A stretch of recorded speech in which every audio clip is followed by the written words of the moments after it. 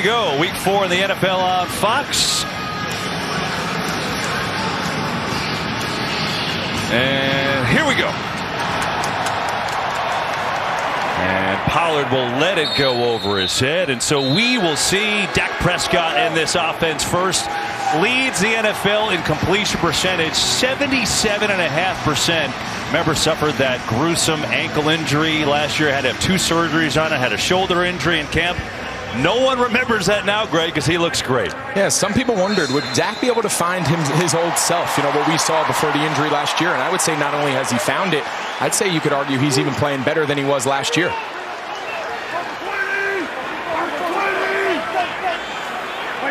Start off with Elliott in the backfield and a fake blitz coming untouched, and there's a sack. They're full of flip to Elliott, and looking for some room to get back to the line of scrimmage. He does.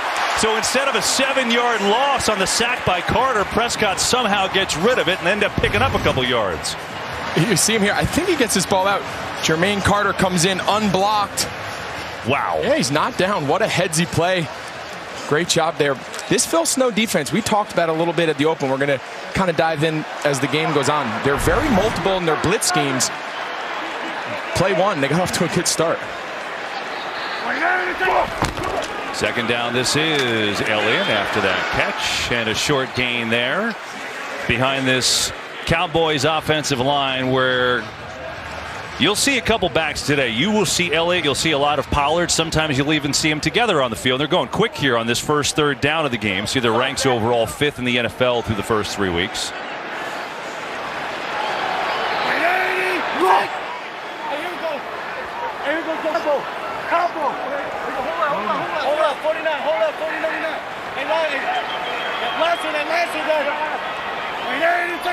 Panthers coming with a blitz. It's picked up. Prescott knocked down at the line of scrimmage. And this number 1 defense gets a hold on third down. Brian Burns is becoming a superstar off the edge. His speed. Watch the pressure he puts here. That's what causes Luvu gets his big hands up and knocks it down. That play starts with the pressure. So you see the pressure on play 1, the pressure on play 3. That's the formula for this Carolina defense if they want to keep this Dallas offense off rhythm. And they force a 3 and out to begin with. Alex Erickson back deep for Carolina. We'll call a fair catch right at the 20. And Pam told you about Sam Darnold and how they feel about him here in Carolina after getting out of New York. And the numbers show it. He looks like the guy we saw at USC. He does, and this is what everyone thought he always could be, right? He looks comfortable. He's a good athlete. He can get outside the pocket, throw on rhythm, throw off rhythm. He's a guy that can really do a lot. Joe Brady is a master at building offenses that suit the skill set of his quarterbacks. No different right now early in the year what he's done with Sam Darnold. And so far it's paying off.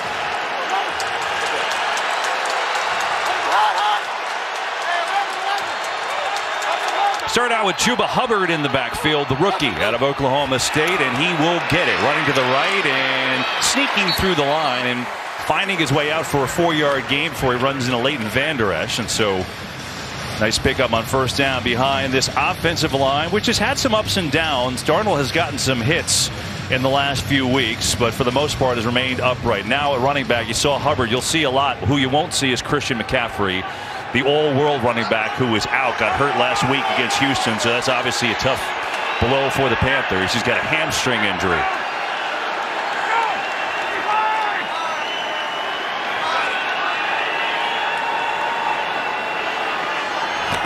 Second down, 4-man rush, quick throw over the middle, incomplete. Tried to get it to Robbie Anderson, but Anthony Brown, terrific coverage, and it brings up third down. All week around Carolina, there was a lot about how do we get Robbie Anderson more involved. His targets have kind of been down. You see him try to target him there early.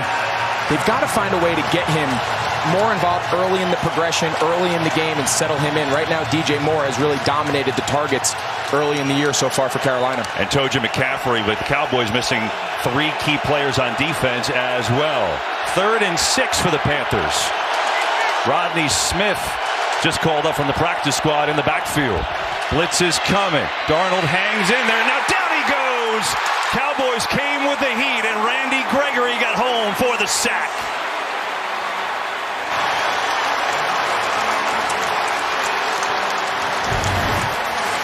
see Gregory lined up right there. He's going to loop in, right inside. Matt Paradis tries to slide over.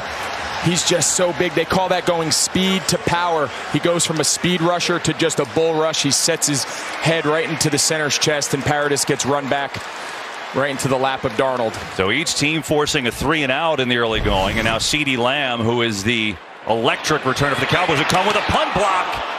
Nearly got it. And this ball is high in the air and a fair catch.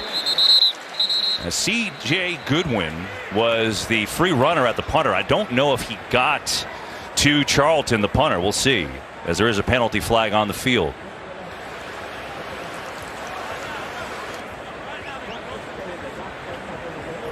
Jerome Boger is our referee.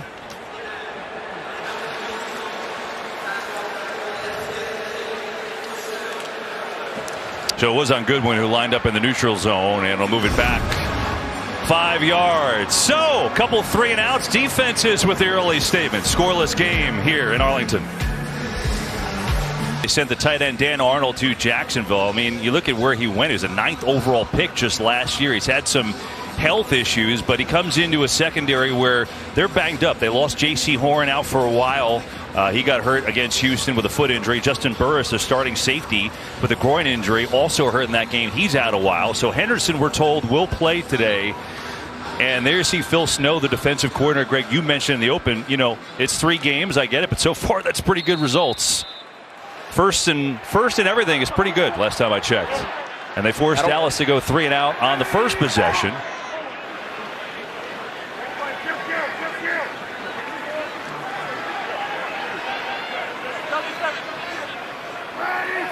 From the 35, it is Elliott with a big hole. Ezekiel Elliott with a first down and chugging his way out to the 49.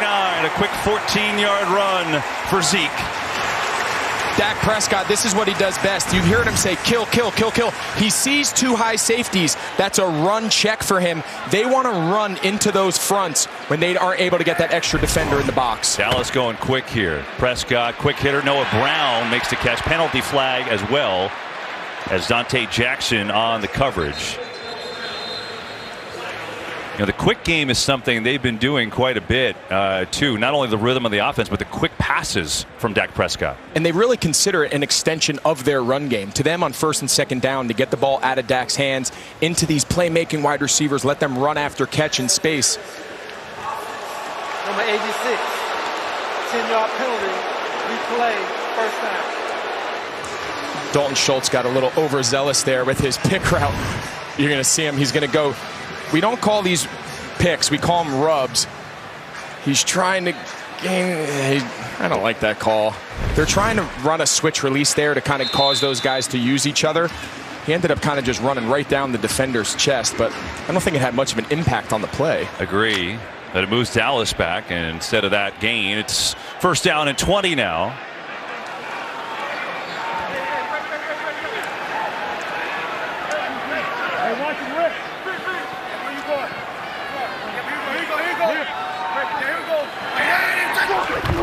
Prescott lost it, picks it up, some pressure, scrambles away, breaks a tackle. Prescott out across midfield and showing you he can still run it just fine. So it could have been a disaster, but he picked it up, got out of trouble, and Prescott picks up 15. And KB, when we talked to him, you asked Dak, you said, are you being a little more calculated with how you run with the ball? And he says, absolutely. He goes, listen, I missed way too much time last year trying to be a hero, keeping plays alive. You see him here, though, kept his eyes downfield.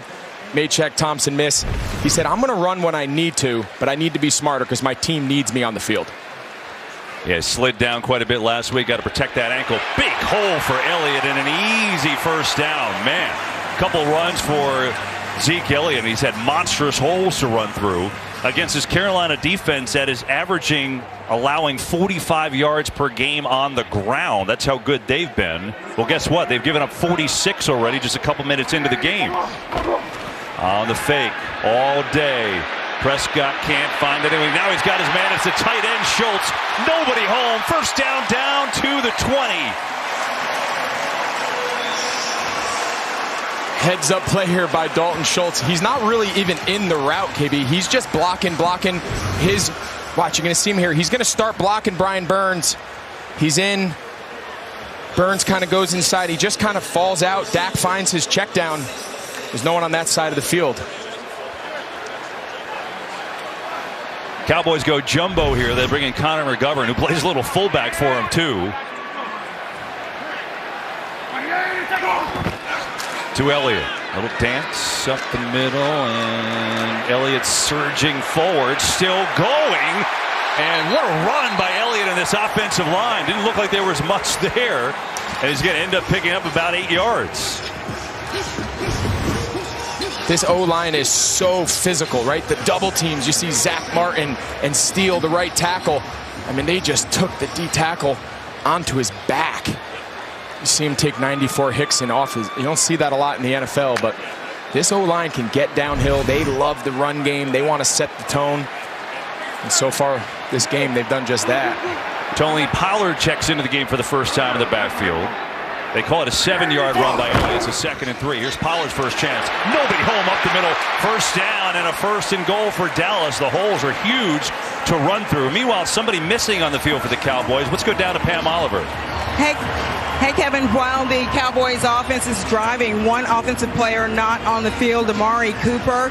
He is on the sideline, no helmet, working on his right hamstring with the massager. We'll get official word from Dallas and get it right to you. All right, Pam, that's not good. Obviously, remember Michael Gallup's been out. He's been hurt since week 1. So there's McGovern, the guard in the backfield as a fullback. Big old number 66 on a 1st and goal. They will get Pollard following McGovern, darting through the middle, down inside the 2 to the 1. You said it, Kevin. They bring in McGovern. He's a guard, but they use him at fullback. Pollard just gets right in behind him. This offensive line right now is controlling the game up front. Watch the push. See McGovern insert. He's not touched for 4 yards. There's McGovern on that block right there. 2nd and goal. They switch out to a shotgun. 6 runs on this drive, just 1 pass. 4 tight ends here. Prescott rolling, looking, throwing. Nearly caught by one of those tight ends, Schultz. But it's incomplete. I know my tight end here got very excited in the booth. They had a lot of tight ends on the field there, KB, and then they kind of broke formation, and they ended up in more like a conventional 1-back, 3-receiver set. They tried to get Schultz on the sprint out to the flat. Well defended. How many tight ends can they play on one play, Greg? There's never too many. 6, 7, 8? There's never too many. Put them all in. They go jumbo again on a 3rd and goal. They will run it to Elliott. He's in for the touchdown. He lost the ball, but I think he crossed the goal line first. It's a score for Dallas.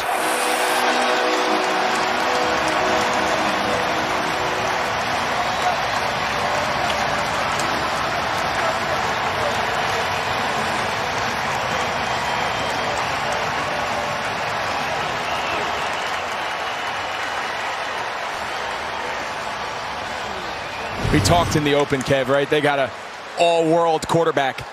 But if you come in and say, we're going to take the pass away and we're going to stop Dak, yeah, he's clearly in before the ball comes out. All you got to do is cross over the top of the goal line, and the play's over. It's a touchdown. So you see that was an easy one. They can play, to finish my point, they can play so physical in the run game. It just puts such pressure. Do we stack the box and let Dak throw it? Do we play soft coverages and let him run the ball right at us? We've seen a little bit of that so far early in this first quarter. And the extra point by Zerline, who missed one left last week. That one is up and true. So remember, they were back 1st and 20 after the penalty. The Prescott 15-yard scramble could have been a busted play, and it was all run, capped off by Zeke. Boom, 7-0. To consider this, Cowboys in this first quarter have 66 yards rushing. Carolina's rush D had been allowing 45 per game the first 3 weeks. So that was kind of like, we see your #1 ranking and you could, do what you want with it. Here you go. Now we'll see how the Panthers answer. As Alex Erickson back deep, he's going to let this one go, and they'll start on their own 25. And we remind you, there's still time to enter Fox Super 6, giving you a chance at $100,000 of Terry Bradshaw's money. Free to play. Enter now and pick 6 outcomes from today's games for your chance at $100,000. Scan the QR code, download the app, and play for free. So now we see Sam Darnold, Greg. Believe it or not, it's the first time he's trailed all year as the Panthers quarterback.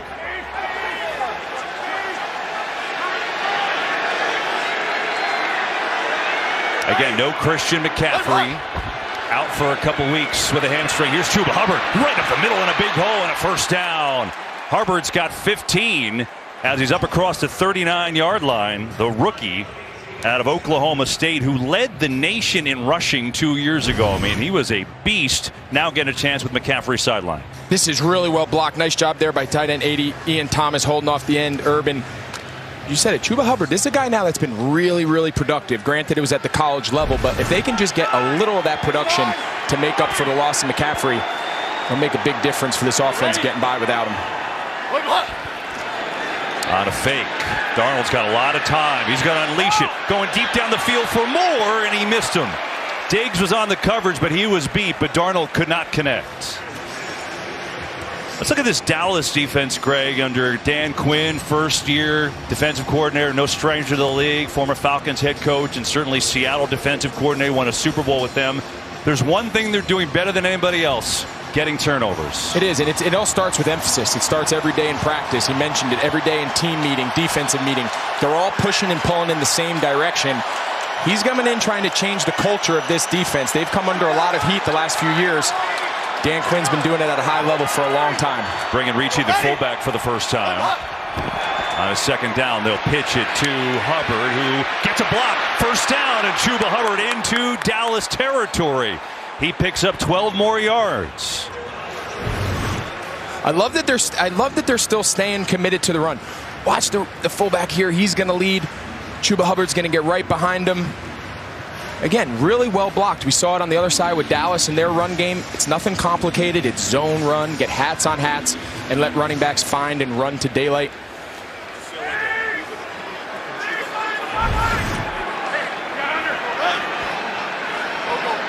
Hubbard checks out. Royce Freeman in the game now. They're going to use all three backs today without McCaffrey. And the fake pressure. Darnold in trouble. Slings it out to Moore. One-handed catch. Gets by Diggs. Great effort all around. Darnold was in trouble. Got it to Moore. And they turned that into a pretty nice play.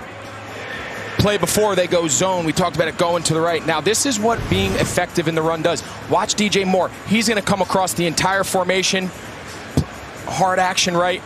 DJ comes across out the back door. They call that a hide route. You come behind the line of scrimmage, behind the offensive lineman. It's very hard for defenses to find those guys, especially when they come from out wide as a wide receiver. Moore's been terrific so far this year. Second and short, and they're going to sneak it. Just wanted to get the first down, and they will do it. Got our first game break of the day. Let's check in with Carissa Thompson. Thanks, Kevin. Chiefs looking to snap that two-game losing streak. They're down 3-0 in Philly when Mahomes pitches this one to Clyde Edwards-Helaire for the one-yard score. Chiefs leading 7-3. Kevin? Carissa, so good to have you back. And healthy, by the way, so welcome back. There you go. Chiefs lost 2 in a row. That's a rarity the last couple years. So has Philadelphia. First down Carolina here. 7-0 Cowboys in the first quarter.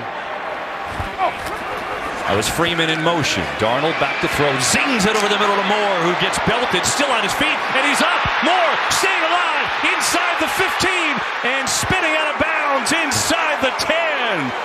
My goodness, DJ Moore, how did he do it? People ask, why has Robbie Anderson been a little slow? Why hasn't he gotten a lot of targets? Because he's got DJ Moore. They've developed an unbelievable chemistry, but listen, this has nothing to do with the play. This is just a guy making an unbelievable effort. DJ Moore is as good, if not the best run after catch wide receiver, taking contact. Look at him stay up. He doesn't go down. Watch it. I mean, what balance. Taking the hit from Parsons. I mean, that was unbelievable. It's been like that since day one when he joined us years back when I was still there. He's a really, really dynamic guy with the ball in his hand. 29-yard gain. First and goal now for the Panthers. As Darnold on the give to Hubbard. At that time, he's bottled up. No gain for Hubbard, who ran into a Cowboys brick wall that time. Justin Hamilton, Randy Gregory were there. Well, you bring up an interesting point, right? Everyone's like, well, where's Robbie Anderson? Because they gave him the big contract, and he's a very good player. But DJ Moore has been awesome. Like, it's hard to argue with that result, correct? It is, and I get a little skittish anytime I hear them say, you know, we got to get this guy involved. We got to get the ball here. When your quarterback's playing well and your offense is playing well, you don't want to force anything on your quarterback. You want to allow him to play with a player's mind, go through his progressions, and not feel like he needs to force the ball. The targets will come to Robbie. He's too good of a player. But right now, DJ Moore, he's hot. 2nd and goal. Darnold pressure up the middle, gets out, throws it to Moore again, and he's near the end zone and waiting for a signal. Looks like he stepped out a little short. Let's see. Call was out of bounds, and that's a correct call. So now 3rd and goal for the Panthers. Look where they have DJ Moore lined up. That's a route that usually Christian McCaffrey would play, and people say, how do you replace McCaffrey? Well, when you got versatile guys like DJ Moore, they can go in the backfield. We saw him play out wide. He can do a lot of things for you. Here it's Moore against Diggs, matched up at the bottom of your screen on a 3rd and goal. Darnold gonna run it. Option, he's in! Sam Darnold for the touchdown. His league-leading 4th rushing touchdown of the year. Who would have ever thought that Sam Darnold would be the red zone running threat of this Panthers offense? Like you said, he's got 4 rushing touchdowns. They've come on QB draws. That was a speed option. Sam Darnold is running speed option. Watch. He's running. He sees the lane. The defensive end takes the running back. Untouched.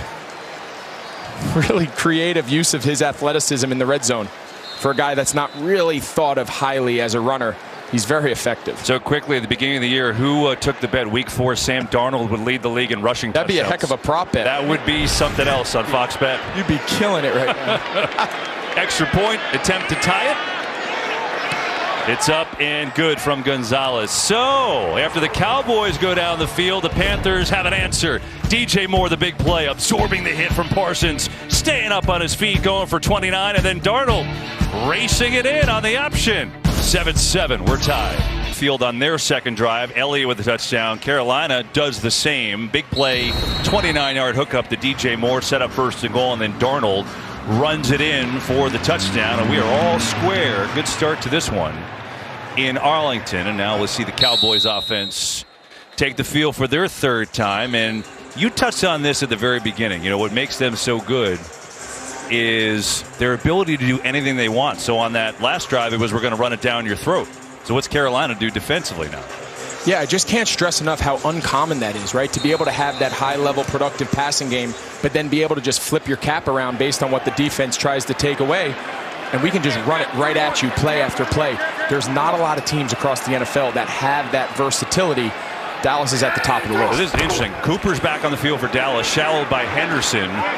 And that's incomplete. They go the other way. That time it's Dante Jackson knocking it away from CeeDee Lamb. But so Amari Cooper, Pam told us, had the hamstring. He checks back in right there. And then Greg first snaps for C.J. Henderson, and he was running, shadowing him.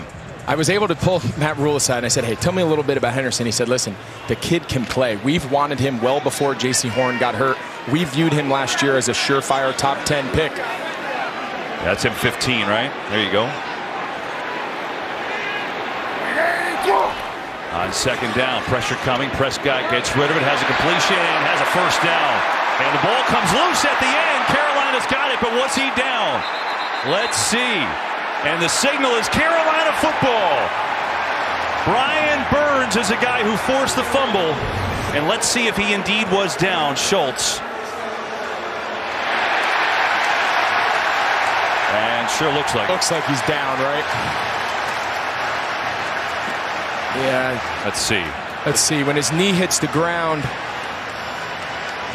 you'll see Sean Chandler gets his hand in. It looks like his right knee is down before Chandler punches it out.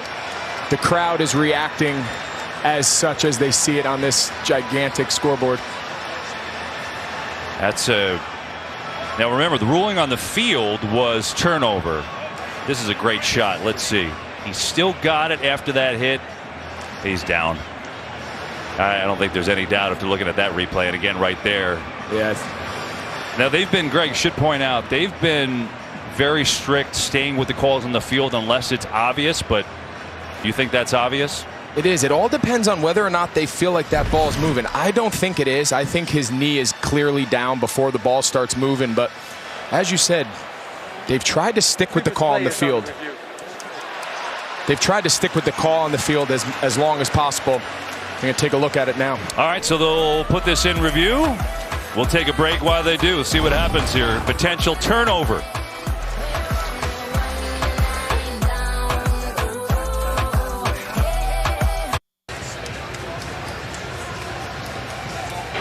After reviewing the play, the runner's knee was down at the 37-yard line with the ball still in control. It will be Dallas' ball 1st and 10 at the 37.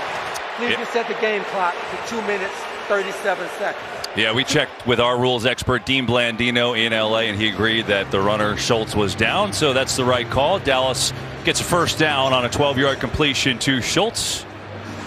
As you look at Prescott's numbers so far, one of those was a flip while falling to the ground, almost being sacked. So it's been an interesting start. Cooper remains on the field for Dallas, so it appears, at least right now, that hamstring is okay.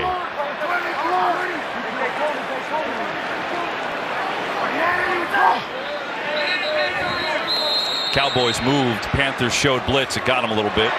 Offense, number 88. 5-yard penalty. Still first down. It's on CeeDee Lamb, so that'll move it back. He sees Sean Chandler trying to time his blitz. Should just be watching the ball. So his reaction. Oh. I've been there. Been there. Draw. And Pollard gets swallowed after a couple of yards. Brian Burns all over him. Another game break. Let's check back in with Carissa Thompson. Thank you so much, Kevin. I wasn't the only one who had a bad week last week. Justin Fields did. Looking to rebound here. Hands it off to David Montgomery, who scores from 9 yards out, his second of the day. Bears had just one offensive touchdown over the last 2 games, Kevin. Now they have 2 today, up 14-0. Well, that's a positive for them. Here's Schultz, somehow snagged it and then gets drilled by Chin. And that time the ball's out again, and Carolina may have it this time. Jeremy Chin with the stick, and let's see who came up with it. That was a huge hit there by Chin. I thought Shaq Thompson was going to pick this. Look at him try to undercut this route. But now watch the hit, Jeremy Chin. He lifts him off the ground. Now again, was he down again? Tell from that angle. That the runner's forward progress had been stopped. Oh, down. wow. It will be Dallas' ball, 3rd down. So they're saying, regardless of whether it came out before he hit the ground or not, since his forward progress had stopped, they're calling it dead, not reviewable. That play is going to stand regardless of what you think about it. Well, yeah, you cannot review forward progress unless you're talking about the first down or the goal line. So in that particular play, it has no relevance. But I guess if you look at it, too, I think he was down before the ball came out again. So if you're looking at it from the Carolina point of view, now Matt Rule wants to say, I want to challenge it, but you can't challenge a forward progress unless it's first down or the goal line. Let's watch the whole thing again. I mean, that's a textbook tackle. How is that forward progress? Oh, the ball is loose right there. Ball is definitely loose on contact. Dallas is going to dodge a bullet here. Boy, there's a... Yeah, that ball's out the second he hits him. That's a clear fumble. That ball's out on contact. Look at that angle. It's a great angle by our crew. Let's bring in Dean Blandino here. Dean, I'm curious about the forward progress call there. Take us through the mechanics, what you're seeing. Yeah, what the officials are looking at, they have the receiver with control being driven back. That would be progress. As you can see from our replays, the instant that Schultz is hit, the ball comes loose. It's not forward progress. But unfortunately for Carolina, this is not reviewable, and that's what they're telling Coach Rule now. You can't challenge this. Yeah, that is a big break. So, I mean, crazy, right? Schultz nearly fumbles on one play. They rule correctly that his knee was down, and there they get a big break. It's a bad call, as Dean told you, not forward progress. That should have been Carolina ball. Dallas see if they could convert on a 3rd and 2 as Pollard in the game at tailback. See Henderson right there in the slot. Give it to Pollard instead. Oh, what a hit! Pollard is stuck. He's not going to get there. Shaq Thompson flew through the hole and got some help. Wow, and a 4th and 2. Shaq Thompson is playing at an elite level of linebacker. Watch him run through. He sees the line pull, and he just hits the trigger, fills the gap. That lineman's got to pull a little tighter off the double team. You see Steele go too wide, but wow, that's filling a hole. It's a great play by Shaq. Physical game. Watch him. Watch how wide they pull, and watch how tight Shaq scrapes off the down block of Tyron Smith. See that? Steele's supposed to pull a little bit tighter to the backside of the left tackle, Tyron Smith. See him try to react late. You're never going to react in Max Shaq there. That is some big time play. Great. Meanwhile, while we showed you the replays, Hassan Reddick was slow to get off. He did walk off under his own power. He was out before a little bit too, so not sure what's bothering him. He did walk off there. 4th down, and it looks like the Cowboys will go. They've got their offense on the field here. Do you like it? I'm not sure. I think on your side of the ball here, that's a long one, right? That's probably closer to 2. You almost wonder they're going to try to get him to jump. We'll find out. 4th down, going for it. Prescott has time. Burns coming at him, gets away. Prescott looking to run. He's got it and more. Still going, Prescott, and he cruises inside the 35. So just when he told us he wouldn't really want to run anymore, he's had 2 huge runs today. And the initial play broke down. There was nowhere really to go with the ball. Carolina defends it. They tried to run kind of a double mesh there. Man coverage, there's nowhere to go with the ball, but step 2 of the play is where guys like Dak Prescott just kill you. You have a great coverage, you have everything matched up, and he's just a great athlete, and he keeps the drive alive. Prescott has 36 yards rushing. He's got 40 passing. Gives you an idea how this game has started.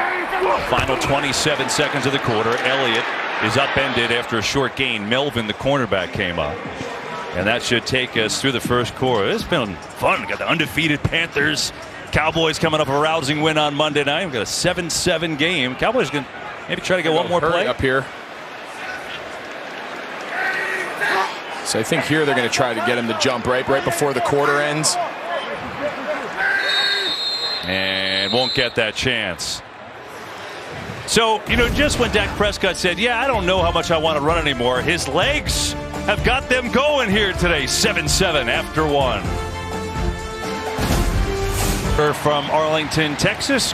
Good one so far. The undefeated Panthers and the Cowboys. 7-7 game. Dak Prescott using his legs a lot in this one. Couple big runs to keep drives going. That last one came on 4th down. So we start with a 2nd and 9 on the fake. He's got a lot of time. He's firing it deep near side. It's caught by Cooper, who's got a 1st down inside the 20. Playing through that hamstring that he tweaked. And Cooper's got 14. That connection's as good as it gets in the NFL. You're going to see him. He kind of does a little stutter. Then he drives like he's going to try to run by him. Watch. Comes off. Little chatter. Now it looks like a go route. Now they say you pull the string back. And he comes back to the throw. Dak's on time. That ball is out of his hand before Amari Cooper turns his head. It's a really high-level connection.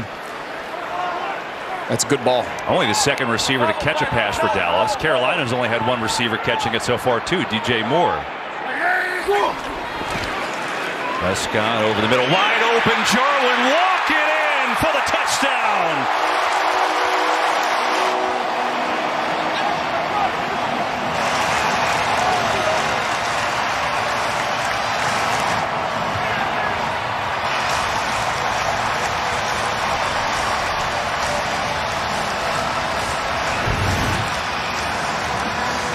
Watch this switch release here. You're going to see Jarwin go outside. That causes the rub. Chin has to play over the top. It's just a little wide choice, but it's the most important aspect of that play is the switch release. Chin has to avoid contact. By the time he comes back underneath Jarwin, he can really run. That's a tough matchup. It's a really, really good scheme design there by Kellen Moore. And we got a whistle here on the field.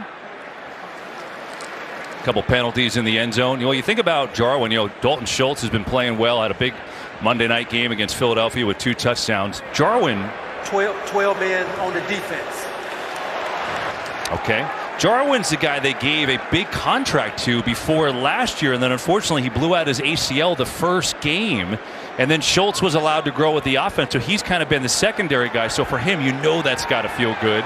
And now after the penalty. 12 men on the field. defense. Now smart, right? I love this. This is really smart. To the goal from the 2 to the 1, and we would do the try. Right, you go to the 1 yard line. You can get 2 points by just getting 1 yard. That's really, really, I like this by Mike McCarthy.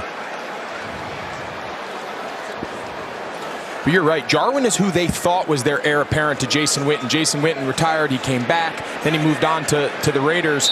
And like you said, early in the year last year, he tears his ACL. Dalton Schultz has kind of a coming out party. They feel like now they have 2 tight ends that they can do a lot with. Wilson in motion. Prescott throw it quickly. Caught. Is he in? He is for the 2.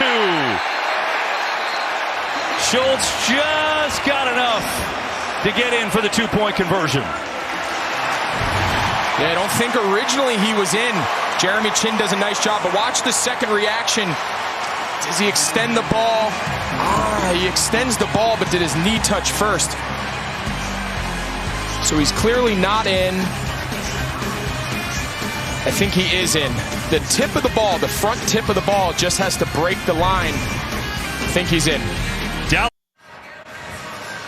So watch how close this is with Dalton Schultz on the 2-point. Right there, he's not. And then if we get forward one small frame, I mean, it's so ridiculously close. Quite honestly, I don't know if he's there. I don't either. But it is good. It counts as the 2. And, you know, we looked at this a million times, frame by frame. Dean Blandino, Dean, I mean, this is crazy close. I'm guessing so close that they would not ever overturn it with this margin of error. What do you think? Yeah, you're looking for something clear and obvious. It's literally one frame. Is the calf down and then the knee. It's so close. I think he's short, but is that obvious enough to overturn? And I think that's where ultimately you want to stay with the call. Yeah, that's been kind of the trend this year, right, Dean? I mean, if there's any doubt at all, just leave the call alone, essentially. Yeah, that's exactly right. All right, Dean, appreciate that. There you go. So think about this for Dallas. Think about this drive, Greg. They had a turnover. Remember the call that didn't go Carolina's way? It should have been their ball. They got that going their favor. 4th and 2, huge play. Dak runs for 21.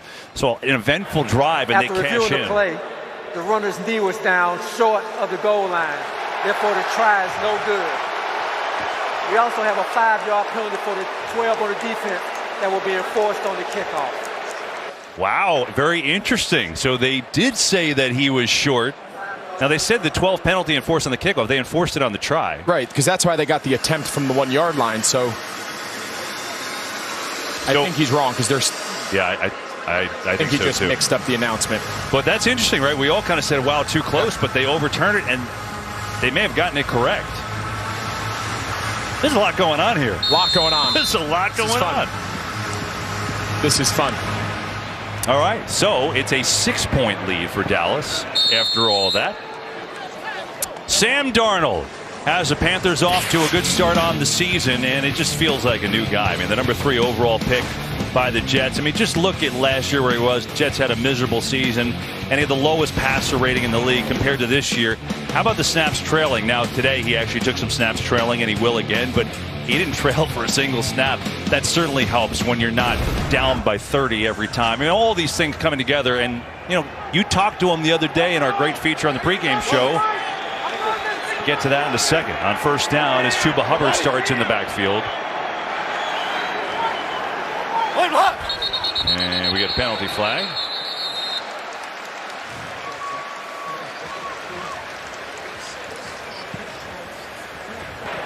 False start. Offense, number 86. 5-yard penalty.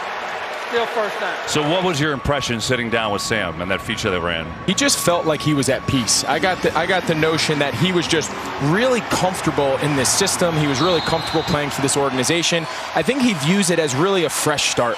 And I get that, right? At any point in a guy's career, things don't go your way, get off to a tough start. Sometimes change of scenery is all you need. And so far, that's been the case for Sam Darnold. Yeah, he's fit quite well. 1st and 15 after the penalty. As Darnold, pressure coming, in trouble, and then gets off to Hubbard, who gets clobbered. Man, there's some hitting in this game. Anthony Brown on the tackle there. He feels the pressure just enough. He does a great job sliding up in the pocket. He kind of does an Aaron Rodgers where both his feet are off the ground. Nice job, but what a tackle. We've seen the secondary of both teams be really physical. Yeah, so Jeremy Chin on the last drive forced the almost fumble. These guys are playing hard.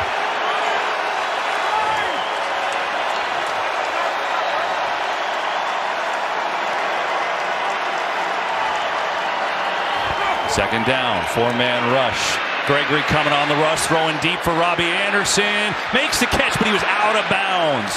He was run out of bounds that time, and there's a penalty flag back near the quarterback, so hang on.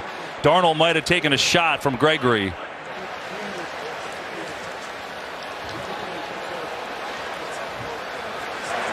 Personal foul, face mask, offense, number 75.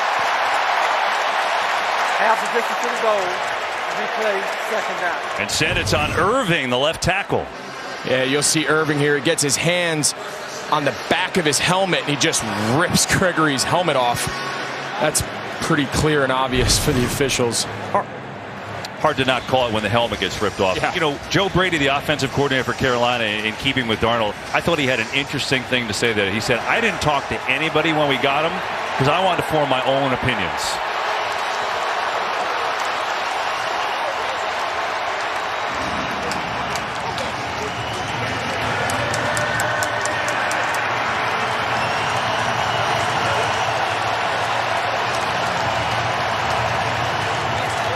So the Cowboys have declined the penalty there. Instead of 2nd and long, it's going to be a 3rd and 12.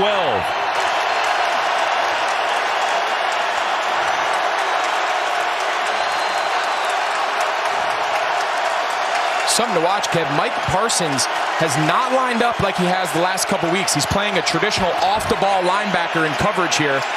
Darnold goes over the middle. Anderson in traffic, has it for a 1st down.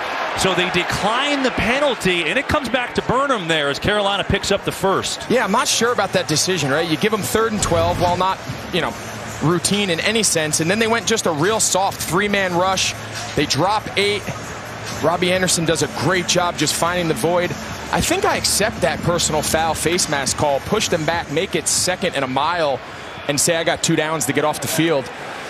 But credit to Carolina. Did a great job converting 3rd and long. Keep it alive. Now they go back to the ground. Hubbard near side, in trouble and buried. J-Ron Curse all over him, and Hubbard goes backwards. I really like J-Ron Curse. Watching him, you're going to see him. He's going to insert down to be the extra defender in the box. He's got contain, right? So he's the D-gap element of this defense. He's jumped off. He kind of went unnoticed last year for the Jets. Came over here this year in his first year in this Dan Quinn defense. He's 6'4", he's long, he's physical. I really like him. Yeah, he was a former special teams captain with the Vikings. Last year, first time he really got on the field as a defensive player a lot, and now he's thriving under Dan Quinn. Fake to Smith. Darnold stepping up, going deep, and incomplete. Double coverage there as he tried to get it to Tommy Tremble, the rookie tight end. And you see Curse again going stride for stride with the tight end. They feel really good about Tommy Tremble. Last week, you mentioned it at the top of the show, they added C.J. Henderson from Jacksonville. In that trade, Jacksonville said, we're not doing this trade unless you give us Dan Arnold. The reason they were willing to give up Dan Arnold, they're really high on Tommy Tremble, the rookie tight end. He's got some skills that they think they can use as he continues to get more opportunities. 3rd and 11. DJ Moore lined up against Trayvon Diggs at the top of your screen. That's a fun matchup. Right there.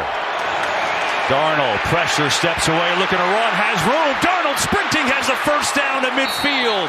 So both quarterbacks using their legs. Darnold has a TD on the ground, and that time he's got 14 yards and a 1st. So anytime you play man coverage, right, no one's eyes are on. But watch Cam Irving. We said he had the penalty earlier. Watch him redirect this stunt. He distorts the defense. He distorts the rush. That's the rush lane that Sam Darnold sees. Man coverage. Everyone has their back to the quarterback. He sees space, and he goes. And Curse slow to come off the field here. And you see, good news, he's walking under his own power. Didn't see what happened to him on the play. So interesting, the quarterbacks in this game, Greg, their legs have been almost effective as their arms so far.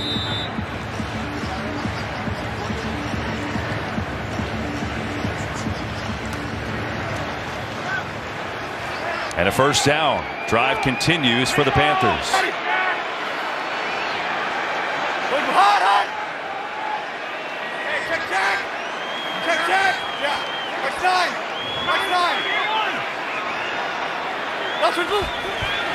Hubbard, left side, has some room, trying to leap into the air, and does so inside the 45. And Hubbard's got 7. Now the game break. Let's go back to Carissa Thompson. Thanks, Kevin. Giants Saints scoreless in the second, missing Sterling Shepard and Darius Slayton today, but they do have John Ross, who hauls it in. 52-yard touchdown from Daniel Jones. Giants up in this one 7-0. Kevin, Greg, and Pam. His Giants debut, the former Bengal, Carissa. I mean, New Orleans just happy to be home with Ida. They haven't even been in New Orleans in a month. So their first home game and trailing early. 2nd and 3 here. 13-7. Dallas leads it. 10.5 to play first half. They're going to run it to the near side. And Freeman has it for a first down. So staying on the ground is Carolina.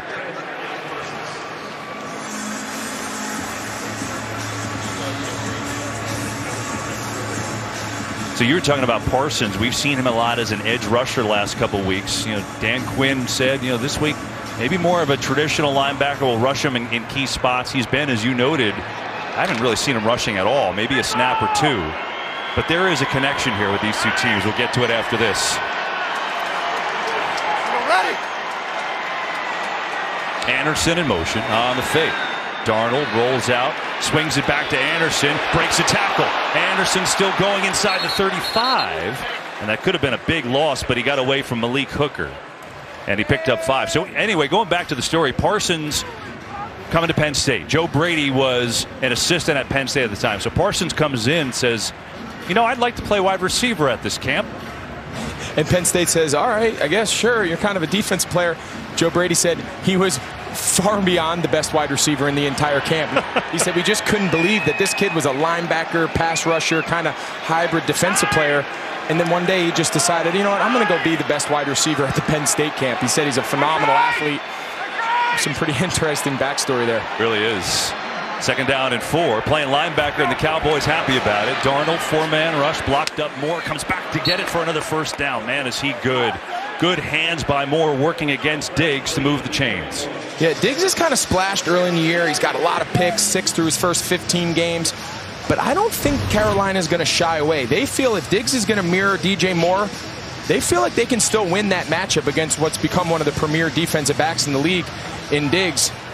Moore's got great balance. He's strong. We talked earlier about his run after catch. There's nothing really in his game that he doesn't do well. It's the 11th play of this drive for Carolina. You're ready. Darnold on the fake. Late pressure coming. Stays alive and gets rid of it. What a play to Smith. Penalty flag down. First down inside the 15. How did he stay up? Golston was all over him. So let's see what the penalty is now. Holding. Defense number 7. This penalty is declined. The result of the play. First down. Watching these quarterbacks is a blast. I mean, neither guy is really known as the scrambler and the great athlete, but, I mean, that's a sack. And next thing you know, it's a huge chunk play out of the backfield. We've seen Sam Darnold impact the game with both his legs, his arm, on the move, in the packet, just like we have Dak do through the first 4 games of the year. Both these guys are playing really, really good football. Remember, Darnold had the big run on 3rd down, just like Dak did on the last drive to drive home your point. Whatever you can do, I can do better kind of thing. There you go. First down. Darnold to throw it. Pressure coming. They set up the screen. They've got some room. Not anymore. Jalen Smith says, no way that's working. Nice play by the Cowboys middle linebacker. Yeah, try to get the tight end screen there to Ian Thomas. They were just a little off. So much of the timing here is when you see that when Moton releases and Miller releases, Ian Thomas has to be a little more inside those numbers. They call it a train track, and we're going to run up the inside. You see, they're trying to kick them out. The path there is inside edge of the numbers because that's where your offensive linemen are trying to clear the way. Train got derailed apparently on that one. Yeah, got off the tracks a little bit. 2nd and 9. Darnold, quarterback run. It's open inside the 5. Darnold is in again. This is unbelievable. This is unbelievable. Sam Darnold, the rushing machine, 2 on the ground today, 5 on the year, and we're tied. Look, so when they motion the back out of the backfield, watch the reaction here. Micah Parsons, in essence, leaves. He thinks Micah Parsons chases the backs. We got 4 to the side. Sam Darnold, that's a design. If they don't have enough guys, he's going to throw the swing route. And if they leave everyone out of the box and he has numbers, it's a designed quarterback draw. That was a monster drive, 13 plays. Darnold picked up the first down earlier with his legs on the big run, and there runs in his second touchdown of the game, his league-leading 5th of the year. So the Panthers say, yeah, 3-0 is for real. We'll show you. They take the lead with that extra point. Good one here in Arlington.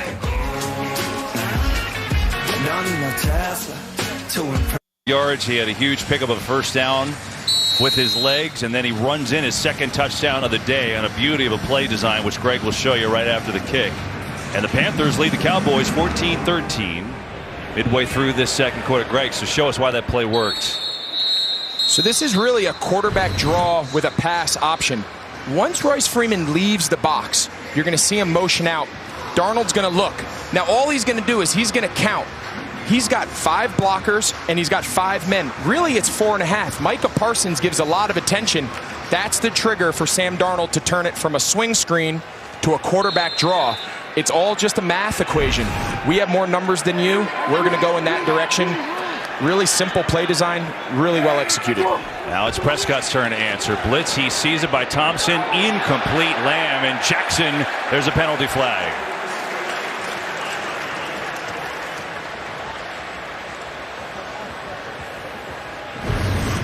Pass interference. Defense, number 26. Spot on the foul, automatic. First down. The official just thinks Dante Jackson gets to CeeDee Lamb just a half count early. See him kind of wrap his right arm around his waist right in front of the official. Here's Elliott. Right side, not much. Got an injury update. Let's go downstairs to Pam. Hey there, Kevin. Panthers linebacker Hassan Reddick, he remains on the sideline from his team. He spent an eternity in the medical tent. I checked with the team. They said there is nothing official to report, although I did observe the medical staff working on Reddick's right shoulder, testing the strength in that arm. Interesting. Yeah, he's been in and out of the game. Right now, 2 linebackers on the field for Carolina. So his position not out there. Prescott being pressured, sets up a screen, blocking for Schultz, who gets slowed up brilliantly. That could have been a big play, but Shaq Thompson was there to blow it up, and now he's slow to get up. And they cannot afford to lose him.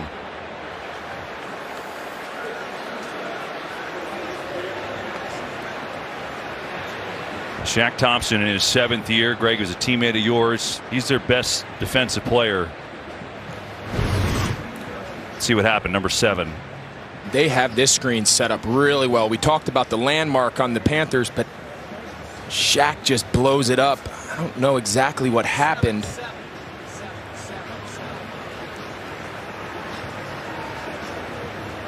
Not exactly sure.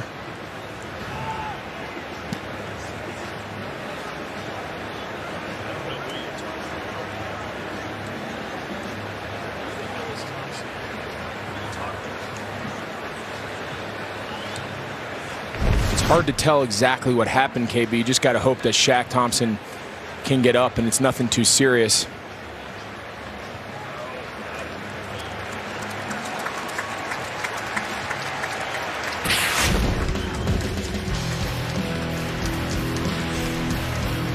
Well, this is what makes Shaq Thompson so good, right? Give you a little idea as he gets up here.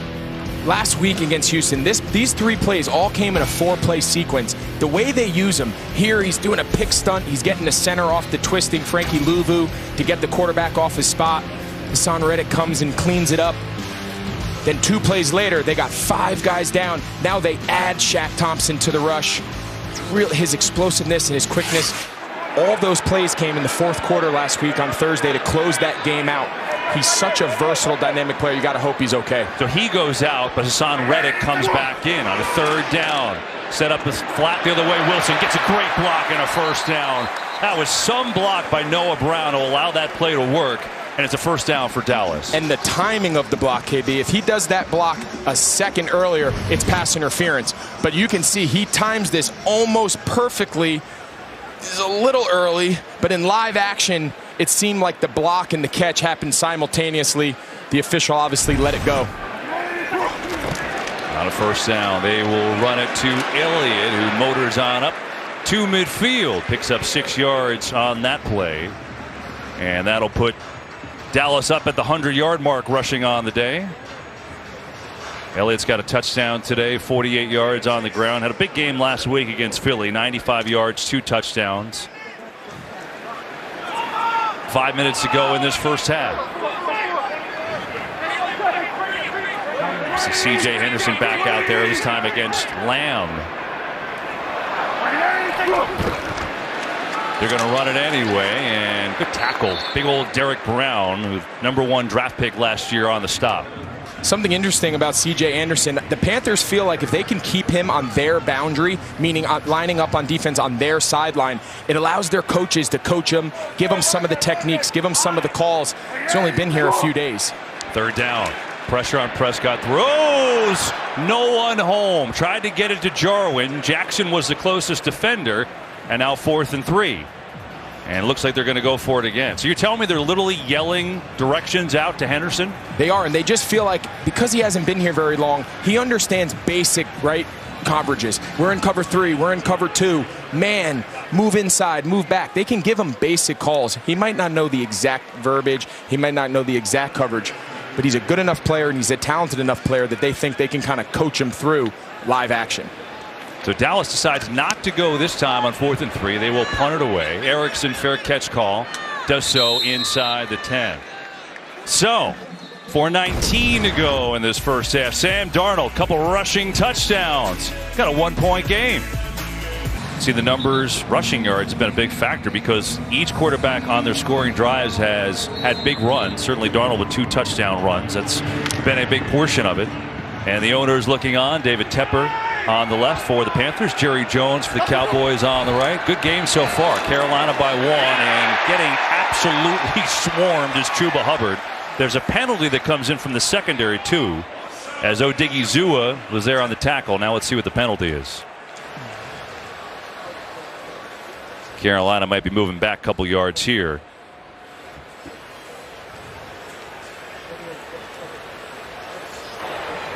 Holding, offense, number 67. This penalty is declined. 2nd down. Okay. So that's on John Miller, the right guard. Just bring up a 2nd down and 12.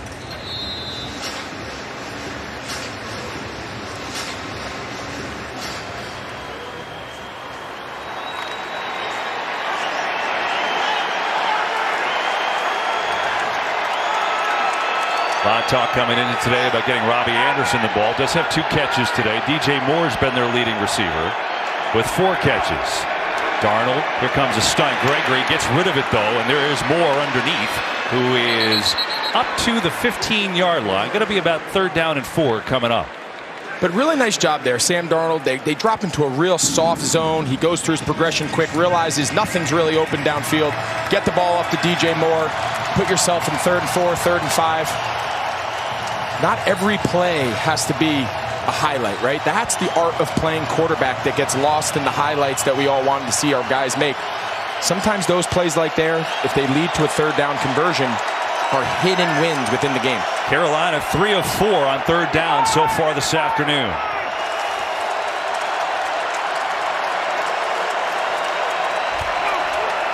Looking at Robbie Anderson, throws behind him. Anderson, though, was his speed, able to recover and get the 1st down. Really good play design there. He brings Robbie Anderson from the right side of the formation. You see him, he comes all the way across. What this tells Sam Darnold is it's zone coverage. The way they try to pass this off because nobody runs with him, Curse can't, they call it banjo. He can't bump out to that widest receiver in time. Really good play design there, setting the formation with the motions.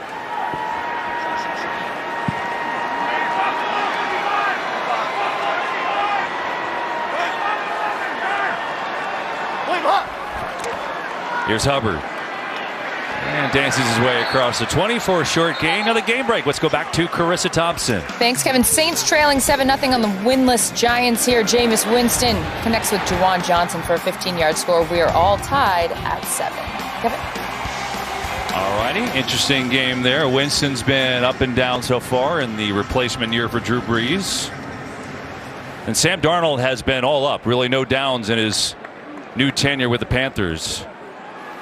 And going to take us down to the 2-minute warning here. And Panthers with the football with a 1-point lead. And Darnold trying to get his team to 4-0 on this young season. 14-13.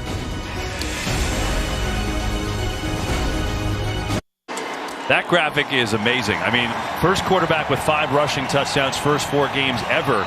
If I were to take a guess, I would have either said Lamar Jackson or the guy that you play with for so many years, Cam Newton. Yeah, these Panther fans, they've seen some quarterback rushes over the years, right? But Sam Darnold, I'll tell you, you can't be anything but impressed with how he's played so far. 2 minutes to go in the half. Sorry, Greg. 2 minutes to go in the half. Each team with 3 timeouts. Second down and 8 for Carolina. 3-man rush. Make it 4. Here comes Gregory. He's got another. Second sack today for Dallas. Second sack for Randy Gregory. Some of the other pressures, we talked about scheme and whatnot. This is Randy Gregory just straight up winning a one-on-one matchup. Just relentless. He starts up the field. Cameron Irving kind of sets too deep. He comes underneath. They teach the defensive ends, Kevin, when they get to the quarterback's depth, it's time to stop. We got to come back underneath the blocker to get in the face of the quarterback. It's exactly what you see Randy Gregory does. They call it a retrace. Cameron Irvin just didn't have an answer for that. Yeah, it allows Dallas to call their first timeout, so 2 timeouts to go with plenty of time if they get a hold here. For Gregory, his first 2 sacks of the year.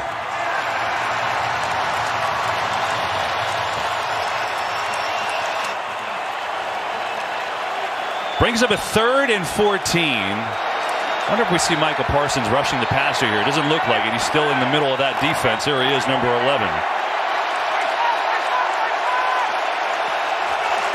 Here is Darnold. Back to pass. Gets it out to Thomas. Long way to go. Not going to get there. And he goes out of bounds. Oh, I think they're saying he was in. So they will use a timeout.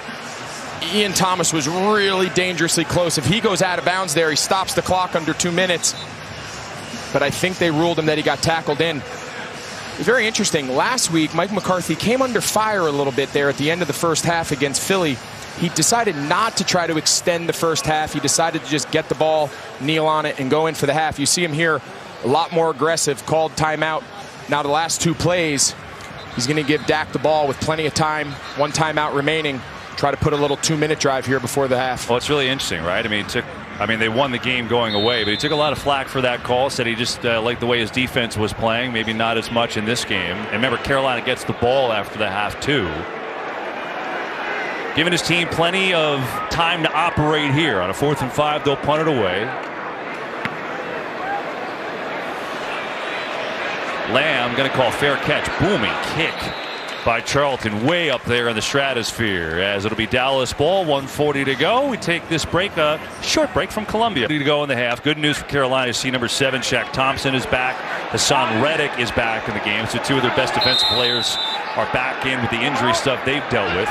But a lot of time for Dallas. 1 timeout left. 1:40 to go in the half.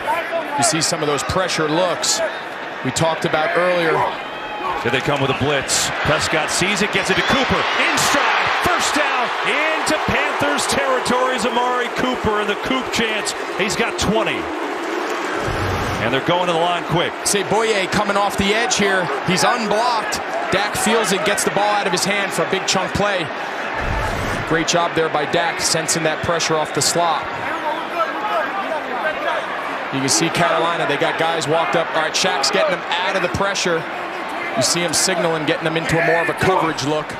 Just a 4-man rush instead. Prescott throws it way over the head of Elliott. Oh, Matt Rule caught it. Nice job, Coach. Dropped the play sheet to get that one up. So it's a lot of talking there before the snap. There was, and I think all that talking, they blew the coverage. I think Chin is supposed to carry the tight end. They end up with 2. Look, he's wide open. So they checked from a pressure look to more of a 2-high safety zone look. No one carried the vertical number 3 receiver, in that case, Dalton Schultz. Carolina dodged a bullet there. Dak ended up going to the boundary. We said Coach Rule caught it. He actually got an assist, but it's okay. We'll count it as a catch. I'll count. Blitz coming. Prescott tipped and incomplete. It was tipped over the middle. I want to say it was Brian Burns who dropped from the pressure that time who got it. Bring him 3rd and 10. Yeah, and Phil Snow, he's going back to what they know best, which is their pressure package. You can see him. He's bringing linebackers. He's bringing guys off the edge from the secondary. He's dropping defensive linemen. You see Brian Burns there drop into coverage. I think that's the formula that this defense wants to find. There's Phil Snow right in the middle of your screen. There's a 3rd down and 10. Dallas obviously not in field goal range. See all these bodies up here, Kevin. Some are going to pressure, some are going to drop. They're all going to come. Prescott gets hit as he throws. Incomplete, and the pressure works again as Phil Snow dials up another blitz. And now Carolina with all 3 timeouts here. Credit to Phil Snow. You see all these bodies up front make it really hard. Franklin, again, comes unblocked. We've seen it now twice in that possession. The one time they got away with it, he got the ball out to Cooper early. That time, the pressure definitely affected his throw. And now here you are. You got 3 timeouts. Carolina's getting the ball just under a minute.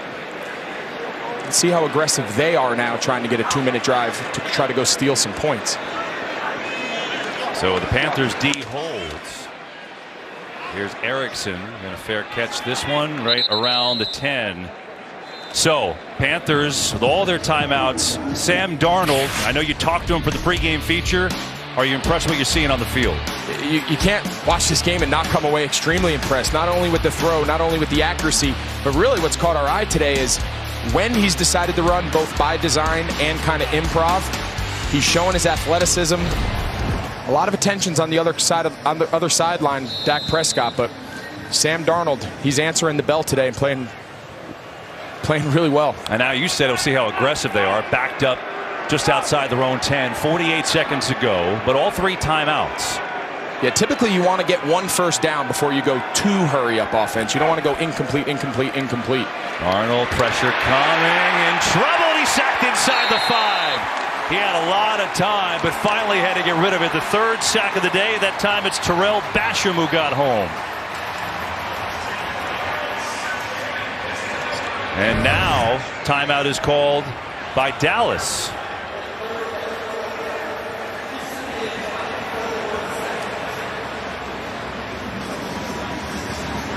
You would expect Carolina, better than throwing it incomplete there. Take the sack, backed up on your own 5-yard line. You probably expect them now. Dallas has no timeouts.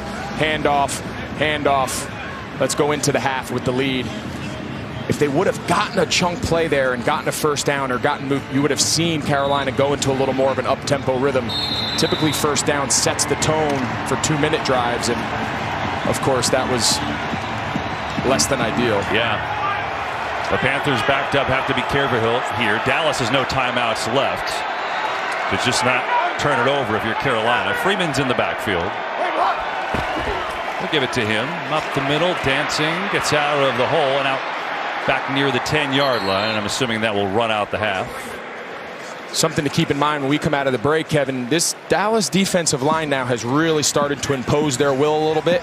They've gotten after Darnold a couple times. He's broken through on a scramble, but they're starting to get home now more often than not. Let's see what answers Carolina has up front in the second half. And Carolina will get the ball to start the second half, too. Keep that in mind as we take it to the end of the first. Good game here in Texas, where the undefeated Panthers have a 1-point edge over the Cowboys, 14-13 on the strength of 2 Sam Darnold running touchdown. Kurt, Terry, Howie, and Michael, the halftime show coming up. And then we'll see you for the 3rd quarter in just a few.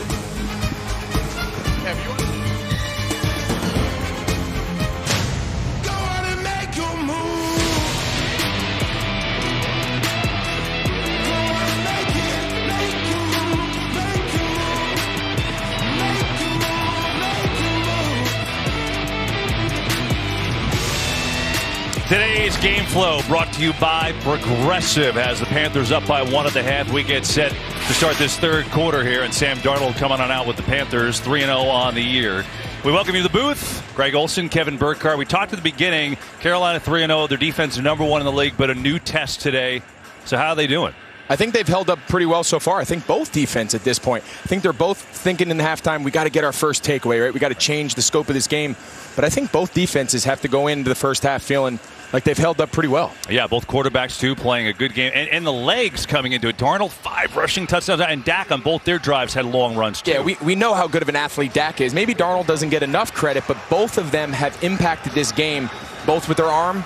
But I'd argue their biggest plays have become extending drives with their legs. No question. And all the drives in the game are all long. It's been a 70-yard drive and then 3 75-yard drives. So the offense is going down the length of the field, and a good game as we get set in this third quarter. Carolina will receive it, and they'll start on their own 25. Let's go down to the sidelines with Pam Oliver.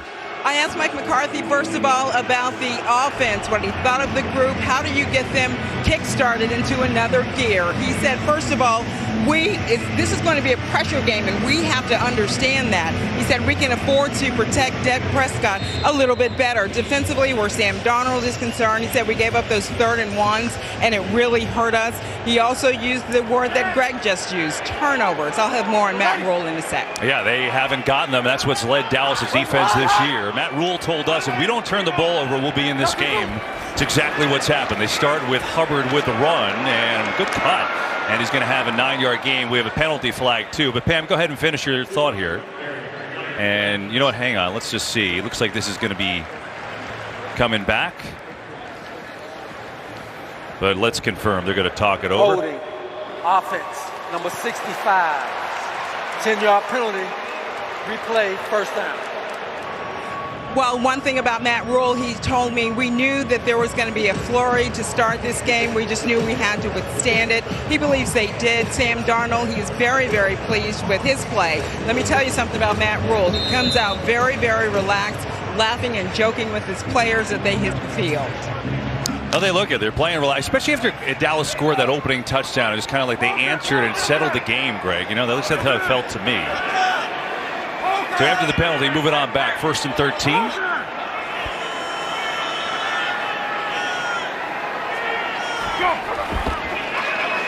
Darnold over the middle. Moore, good catch, right in stride. First down, turns it upfield. DJ Moore still going inside the 40. Oh, what a beauty to Moore in stride for 39 yards. They just beat the pressure, and he gets the ball out just in time. Watch Parsons with a little TE stunt. He's too late. Darnold does a great job hitting DJ Moore in stride. It was man coverage. Trevon Diggs got kind of mixed up there in the middle of the field, running around one of the other offensive players of Carolina, but you can see just how explosive DJ Moore is with the ball in his hands. He turns into a running back once he catches the ball. 99 yards on the game for Moore. Here's Anderson on the jet sweep looking to get to the edge, and Anderson going to pick up 4 yards for Trevon Diggs, knocks him down. Yeah, something I thought was interesting that Pam said about Matt Rule coming out being a little more relaxed. The energy around the Panthers practice facility, maybe compared to last year in year 1 and year 2, so many guys I've talked to there say they can sense a more relaxed Matt Rule. He seems a lot more comfortable that his system is in place. Maybe last year he was really trying to make a statement, changing things from the past regime. They said he's a lot more comfortable, a lot more relaxed atmosphere, and I think that's a big reason why his team's playing so much better this year.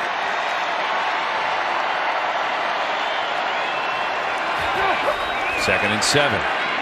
Now a late blitz. Darnold sees it, flings it incomplete. He was looking for Terrace Marshall, but could not complete it on a 3rd and 7 now. Well, listen, on that point with Rule, I mean, listen, your Carolina career essentially ended when he came in, right? I mean, so that's where a lot of the veteran leaders like yourself not back. This is a young team. And he knew for his ability to kind of put his stamp on this organization, he talked about how much respect he has for Ron Rivera and the success of the past regime. But he needed to get guys like me out of there and some of the older, more established guys. He needed his guys to implement his system, and I can't say I blame him. It's obviously worked thus far. He's got 6 Temple players, 3 players from Baylor playing for him. 3rd and down blitz. Darnold floats it incomplete. He got hit, and because of that, it was thrown behind DJ Moore. And Jaron Curse came in hot on the blitz. Yeah, before the half, we said it seemed like this Dallas defensive line, you see all these bodies up. They come, they twist, they stunt. You see Micah Parsons is coming. They're bringing the whole crew. They can really rush the passer. They're starting to get home. They're starting to knock Sam Darnold down. Right before half, we said, Kevin, let's keep an eye on that. It seems like they're starting to break through, and it came at a great time there on third down. Meanwhile, they're going to try a 54-yard field goal with Zane Gonzalez. His career long is 56. Puts it up, and it is hooking, and it is no good. And that'll give the Cowboys really good field position. So Gonzalez can't connect from 54. And now it's Stack, and the Cowboys will take over down by 1 here in the third.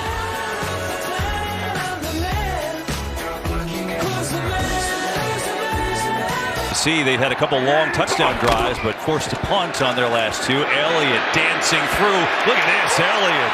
Good run. Got 11 yards after being tripped up behind the line of scrimmage.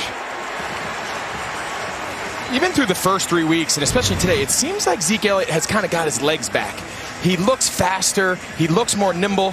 Shaq Thompson tries to run through. That little subtle shift, and then he's back up into the void in the defense. That's a great jump cut. He looks fast. He looks quick. These last couple weeks, I feel like he's really starting to get his legs under him.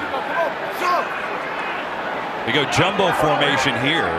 McGovern in as an extra lineman. A couple of tight ends. Elliott again, patiently running back there. And the other thing is, he's also dominated the snaps. You know, you wonder with he and Pollard. Pollard had that big week too. It's been all Zeke for the most part today.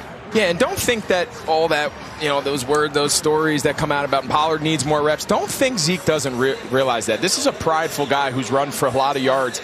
Guys like him, they take that stuff personal, and he says, no, when I'm back there, and he's running. You saw in that last one, not really blocked that well. You feel like you do a good job. Next thing you know, it's 2nd and 5.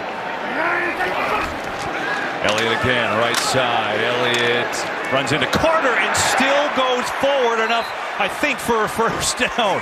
I mean, he was stopped 3 yards before the marker by Carter, but he kept on going, turned the back, and he moves the chains. He can run with speed and quickness. We saw the jump cut on the first run. Now you can see he runs right through Jermaine Carter. See a lot of guys stripping at the ball. Zeke has his history of fumbling, but you got to get that big guy down on the ground first. And now Elliott comes out. Here comes Pollard in the game. Pollard 4 for 16 on the ground today. Blitz coming. It's picked up. Prescott going for it all for Cooper. He's got it. Touchdown.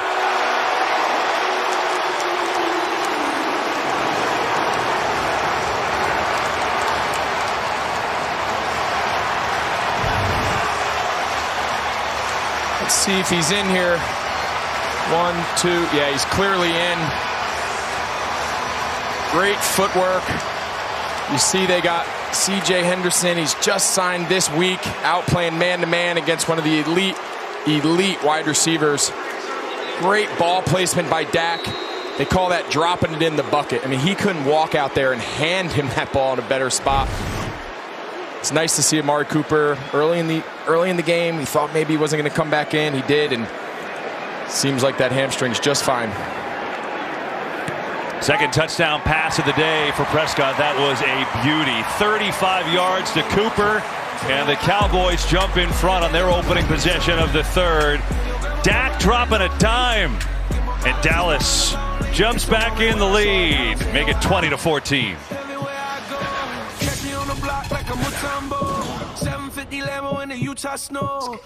That a beauty. 35 yards, perfectly thrown, gets in the end zone, beats C.J. Henderson. And Amari at home has usually done pretty well. If you look at his career with the Cowboys, he's been, for whatever reason, much better production here at home. Remember, it was the missed field goal, got good field position, and Prescott and the Cowboys deliver. But there was a lot of nuance to that play too, Greg. It was. So we talked, C.J. Henderson ends up in one-on-one coverage, but how it ended up that way is Amari Cooper motions across. That bumps C.J. Henderson from, instead of just matching up in his zone against the tight end, he finds himself. The double move, the slight weave by Amari Cooper is what settles his feet, and now it just becomes a track meet down the sideline. It's not bad coverage. It's a great throw, a great catch. Like I said, I mean, that ball is dropped literally in the bucket of Amari Cooper. Great scheme design, great execution. Now how do the Panthers answer with Hubbard? Again, Chuba Hubbard playing today. The injury to Christian McCaffrey in week 3 against Houston with a hamstring. Good news for McCaffrey is they didn't put him on IR, so they're hoping it's only a week or 2 injury. I know you spoke with him before the game. He's here. I did. I got to visit with him for a little bit. He's one of my good buddies, but man, is he a competitor. Nobody takes more pride in being out there, taking care of his body. I know this is killing him, but the fact that they didn't put him on IR, I think suggests that they feel like he's going to be back hopefully sooner than later, and when he does come back, he can stay back. 27.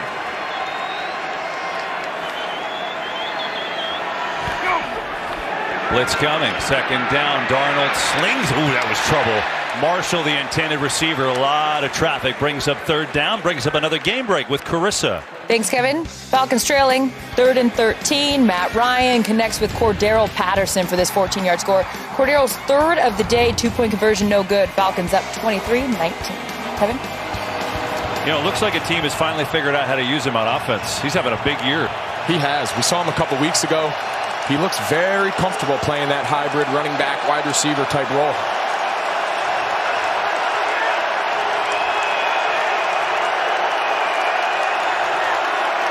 Micah Parsons here, lined up right over the center. Matt Paradis. 3rd down. Parsons coming through. Darnold gets away, but not anymore. He goes down. 4th sack for Dallas. Odigizua and Golston combined.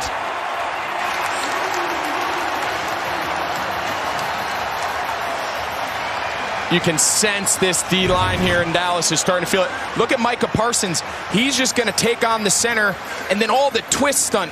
You said Odigizua, Golston, they got a lot of guys who can rush the passer. They're very multiple in their fronts. Give credit to Dan Quinn. He has done a really good job changing the culture of this Dallas defense that in the last couple of years has come under some fire. So after getting the touchdown, the D forces a 3 and out. Here's Wilson. Call fair catch, another high kick by Charlton, but Wilson up around the 34. There's Dan Quinn in the D. He's got the backward cap going. You know he's feeling good. This defense gets a big 3 and out, and they hand the keys back to Dak Prescott with the Cowboys in front by 6 in the 3rd. Cowboys go the touchdown to Amari Cooper, and their ball up by 6, and Sam Darnold going into the blue injury tent. That's obviously something to watch. Cowboys pressure, turning it up. Up by 6, 9:10 to go in the 3rd. And now let's see if this Panthers #1 defense can hold the fort. Prescott to throw on the fake has CeeDee Lamb, who's been quiet today, and Lamb has his first catch of the day. So you talked about Dak Prescott's perfect throw last time. One of the beauties here is they hired a coach in Mike McCarthy who didn't touch the offense. Continuity, that's the word that gets thrown around here in Dallas. Mike McCarthy has a big history of play calling, Super Bowl winner, and as the head coach, also play caller in Green Bay. He came in and said, Kellen Moore, Dak Prescott, we cannot disrupt that relationship. I believe in them. I trust them. Prescott here throws it to Lamb again. So after not catching a ball all game, he's got 2 in a row and a first down. He started talking about, he said, when I was with Hackett back in Kansas City years ago, we implemented an offense, and then all of a sudden we trade for Joe Montana. He goes, Hackett did a great job. We didn't change our verbiage. We made sure that Montana was very comfortable with what we were going to do coming from his system in 49ers. He goes, I learned from those past experiences. This whole system is built around Dak. Our team is built around Dak. I was not going to come in and disrupt that. Yeah, letting Kellen Moore do his thing. 3 years offensive coordinator, was quarterback coach before that. And Elliott, huge hole! Ezekiel Elliott off to the races. Can he get there? Chin knocks him out of bounds inside the 10.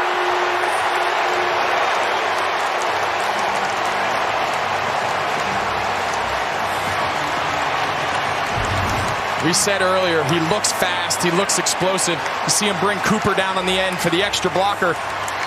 he just does a great job being patient, finding that hole, and hits it.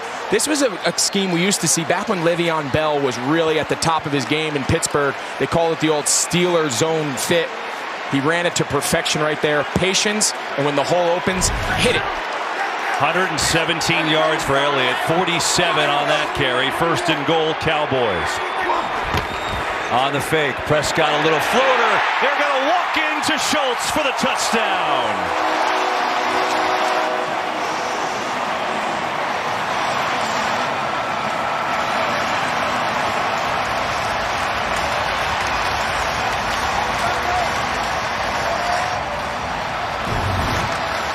So Franklin, he has Schultz man. When Schultz blocks out, he pulls and takes his eyes off his man. This is man coverage, but when Schultz goes out to block Brian Burns, Franklin puts his eyes on the quarterback. That's all it takes. You got to have better eye discipline. You got Schultz. He's your man. Really well executed. Defenders just can't help themselves finding the ball. Really well executed. You see Dallas here trying to get back that early failed conversion by going for 2. Yeah, to make it a 14-point game.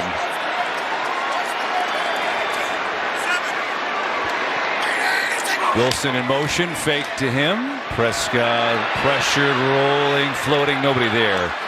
CeeDee Lamb was the closest, but that play didn't look good from the start. But this drive all got started with a 47-yard run from Ezekiel Elliott to set up another touchdown to the tight end. When Greg Olsen calls in the third quarter with a couple touchdowns, they missed a 2-point try. Remember Prescott with the 35-yard pass to Cooper, and then he hits Dalton Schultz. So 3 touchdowns for Dak today, and Ezekiel Elliott back-to-back big weeks for him. 117 yards, a rushing touchdown, and he has carried the load. Certainly helps that their offensive line is doing a great job with the great Tyron Smith at the end of it. So now the Panthers with their first real duress of the season. We told you Sam Darnold hadn't played behind all year. Well, now he's behind a couple scores. Greg, we've been talking about Dallas, how Micah Parsons would move around today like he's been doing. So how has he been doing it today? He's a guy that they can line up all over. You see him here playing a more traditional defensive end, just a straight speed rush. Doesn't necessarily get home. Now you see him off the ball, more of a traditional linebacker. Does a nice job filtering through traffic, nose on the ball. Now, the last possession we saw, this was second down, shows the pressure over the center, drops in zone. Very next play on third down, he rushes the center, Matt Paradis, gets Darnold off his spot. He's a chess piece that Dan Quinn can move all over. And today's been a great example of the impact he can have lining up in multiple positions. Here's Darnold, who is in the game, throwing incomplete for more. As Diggs on the cover. Remember, we showed you Darnold walking into that blue 10. Looks like he's obviously okay, but now 2nd and 10.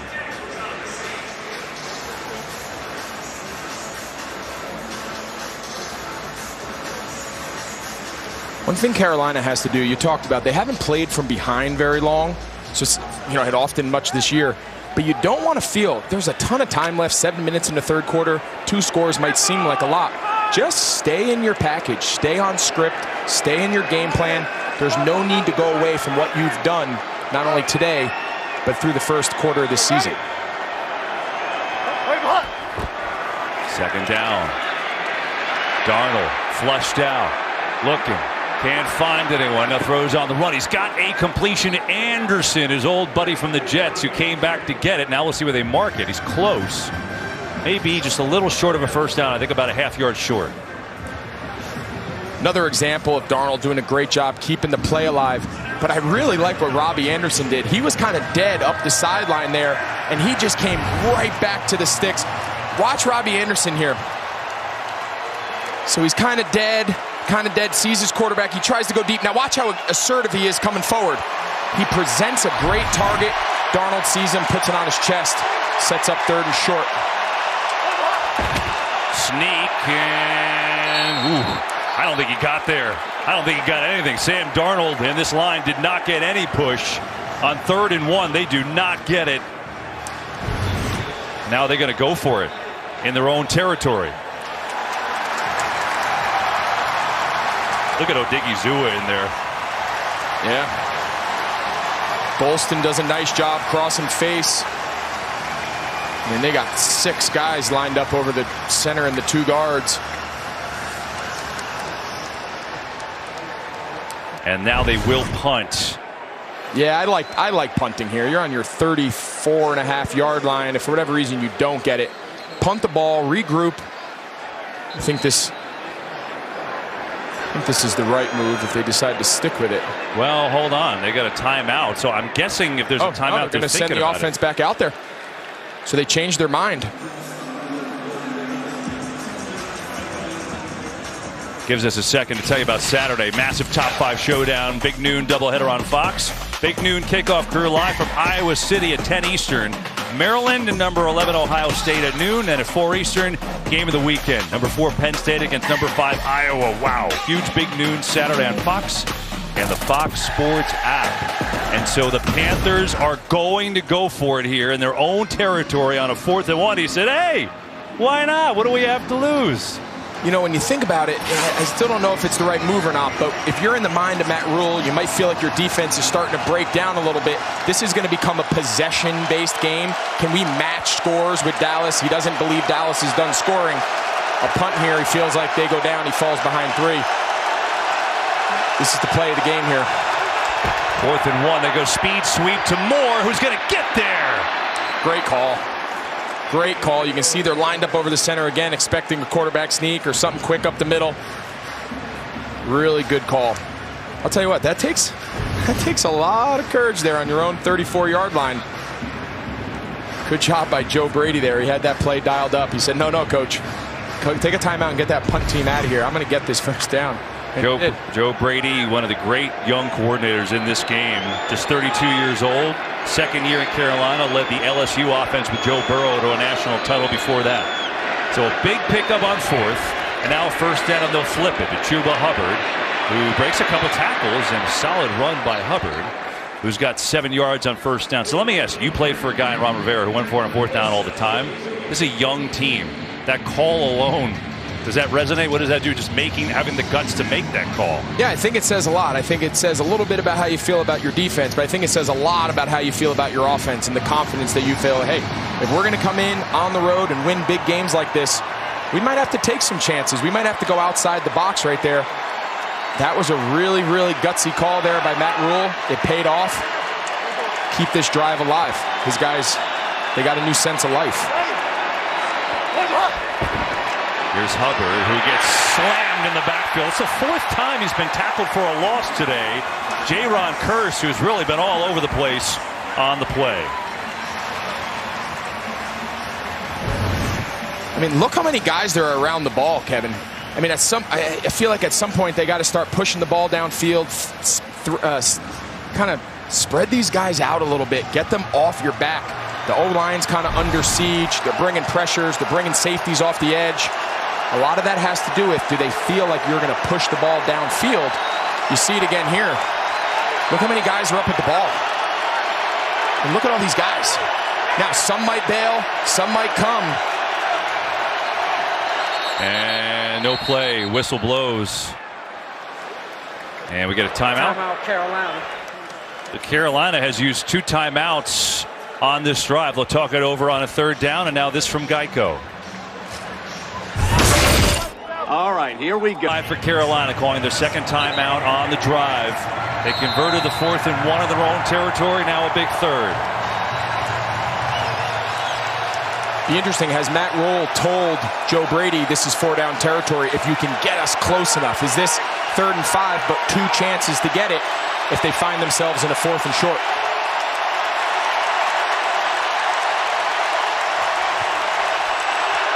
Darnold pressured, steps in and throws. Intercepted! Diggs has another one. Trayvon Diggs looking for blocking inside the 40. His 4th of the year. He's had one in every game.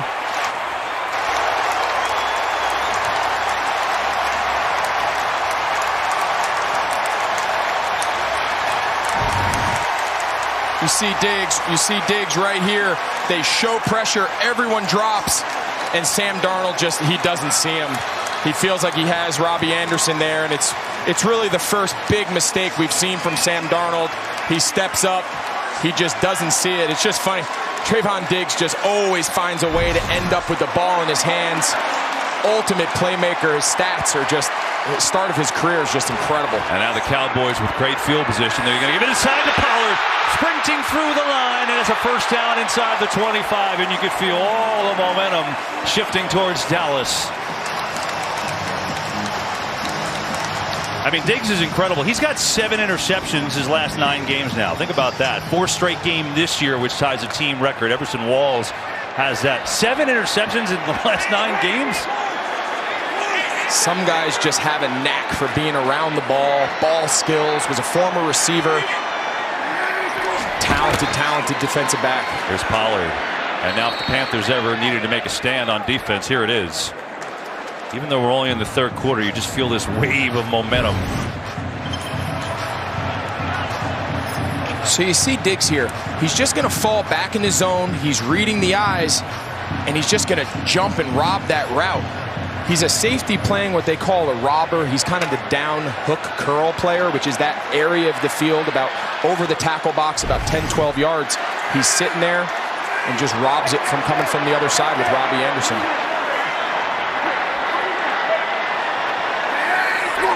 Second and 10. Blitz coming. Prescott fires. Wilson spin. Touchdown Dallas.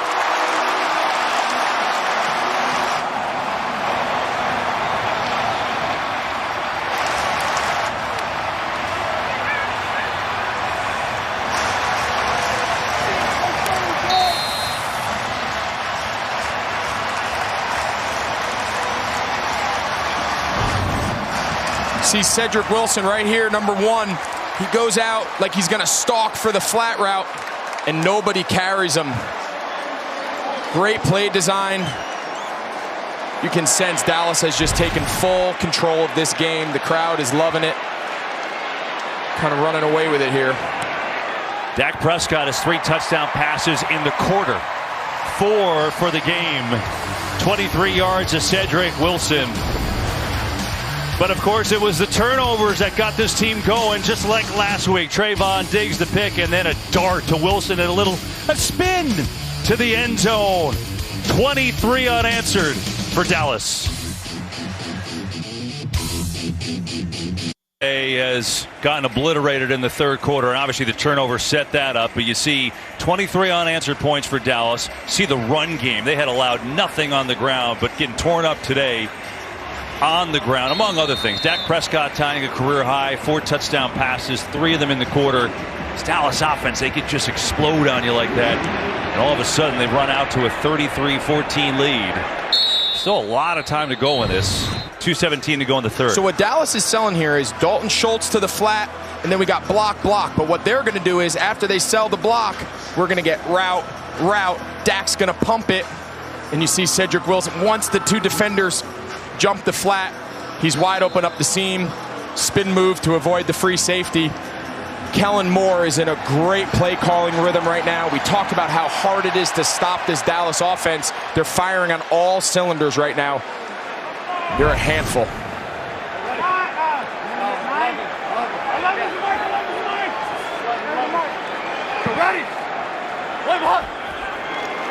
They'll stay on the ground and try and get back in this game across the 32. Hubbard, game break time. Let's check in with Kurt Menefee. All right, Kevin, keeping it on the ground is Taysom Hill.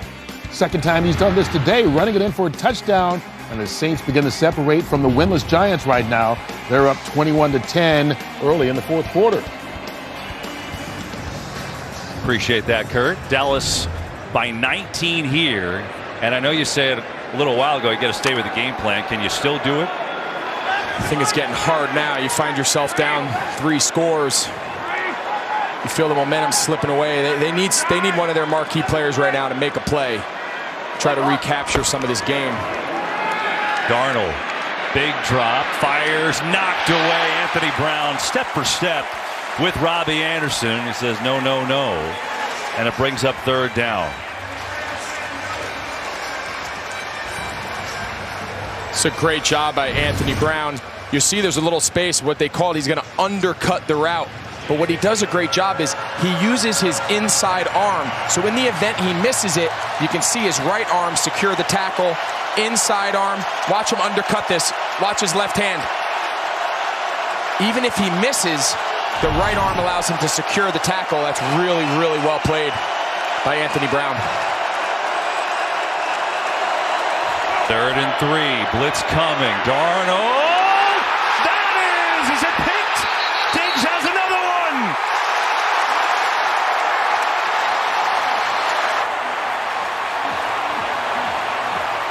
It's a feeding frenzy here in Big D.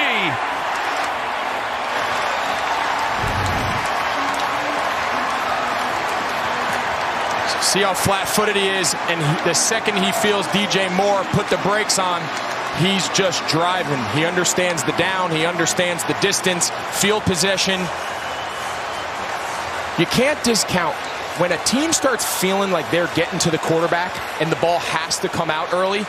The rush and the secondary go hand in hand. If I'm a defensive back, I'm Diggs. He doesn't have all day to hold it. I can afford to just sit and drive, and that's a perfect example of what happens. Pollard in the game. Look where the Cowboys start this possession.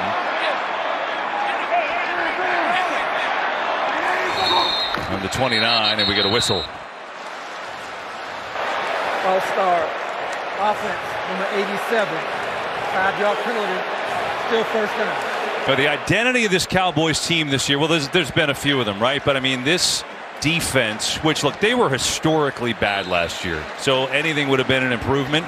Well, this is the thing. They started building some momentum late, and this year they've taken it to another level.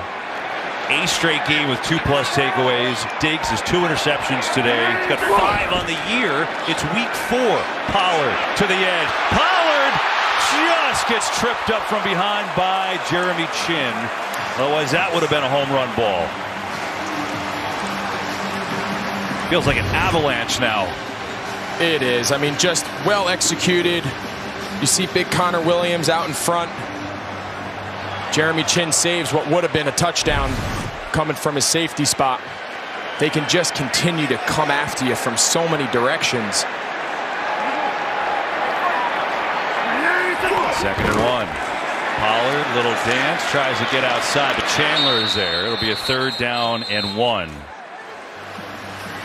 That may take us to the end of this quarter. What a quarter it's been for the Cowboys. 2 interceptions, 20 points, 3 touchdown passes from Dak Prescott.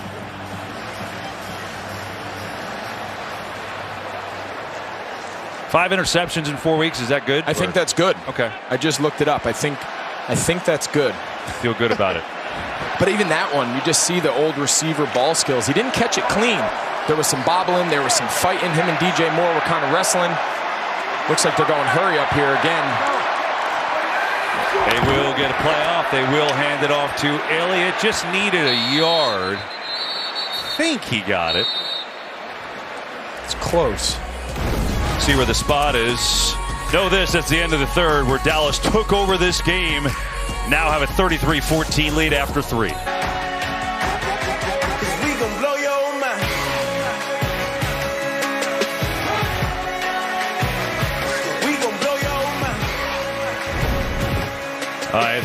They are blowing people's minds. That was an unbelievable 3rd quarter. 2 interceptions by Trayvon Diggs, 20 points to none, and all of a sudden it's a 19-point game. Look at the 3rd quarter. I mean, Greg, this was a Carolina 1-point lead at the half. What happened? It just feels like a big uppercut. Yeah, it just ran into a little bit of a buzzsaw collectively. You know, the defense of Dallas making turnovers and getting the ball back, and their offense really being able to do whatever they want, both on the ground.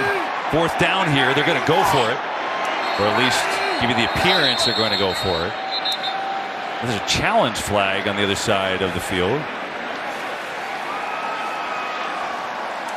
Is Mike McCarthy going to challenge a spot from the last Elliott run? Dallas is challenging the rule of the field as the runner was down short of the line to gain. Okay. Well, I guess you got nothing to lose at this point. He doesn't think he'll need that timeout regardless.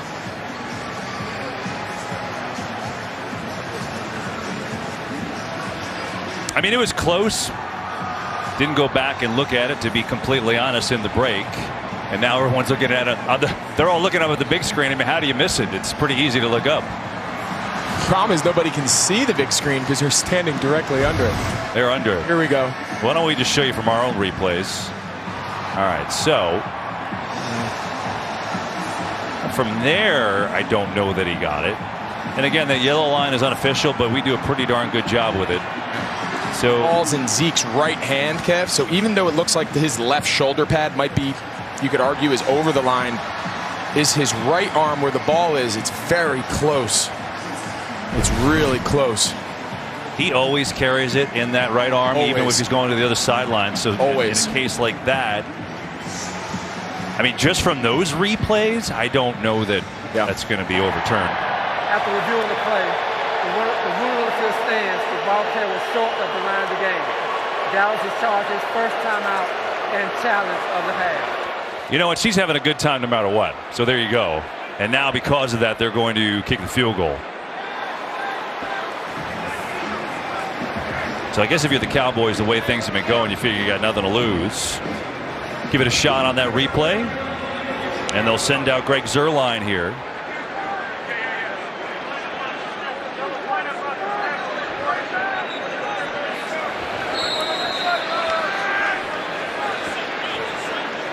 This will be a 37-yarder for Zuerlein.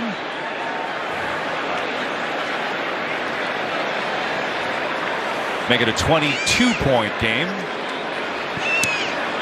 And he's perfect.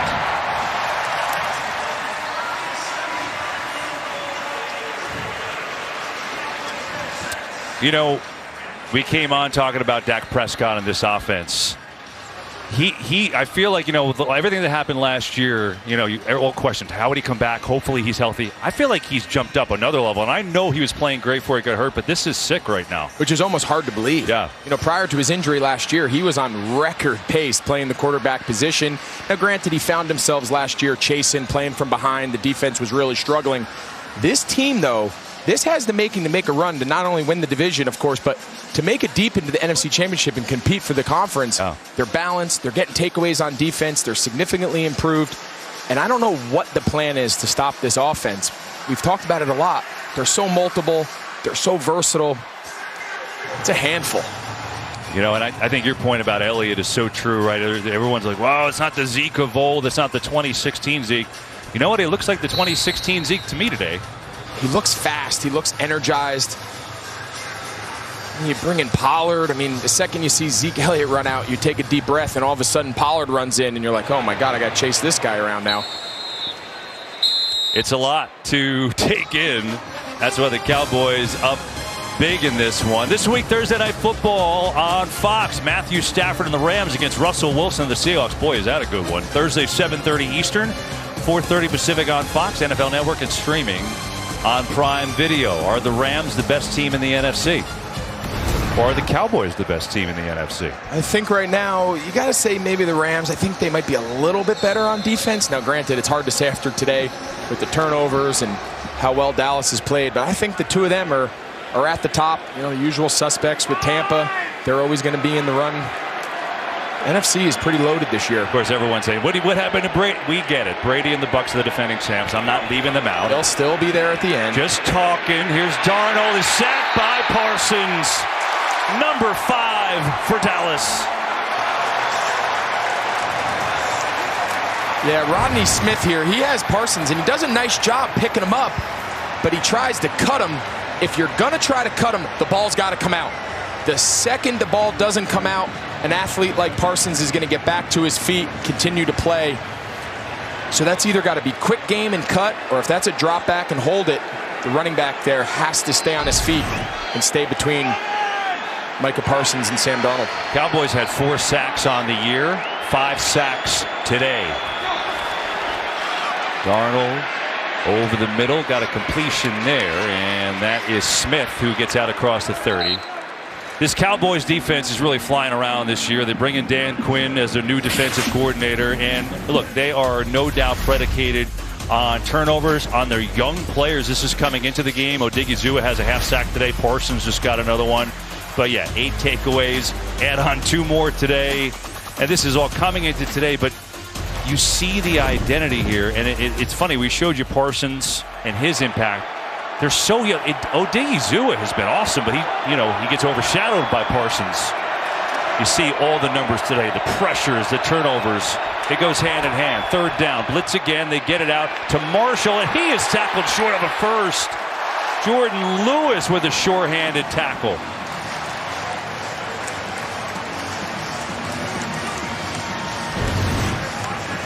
If he's short, it's a no-brainer. You got to go for it.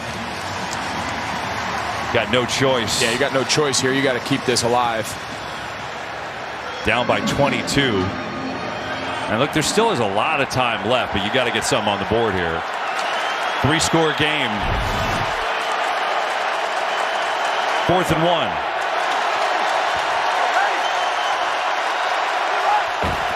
It's going to hand it off, and that's all they needed. It was Freeman who got the carry, and they'll keep the drive going.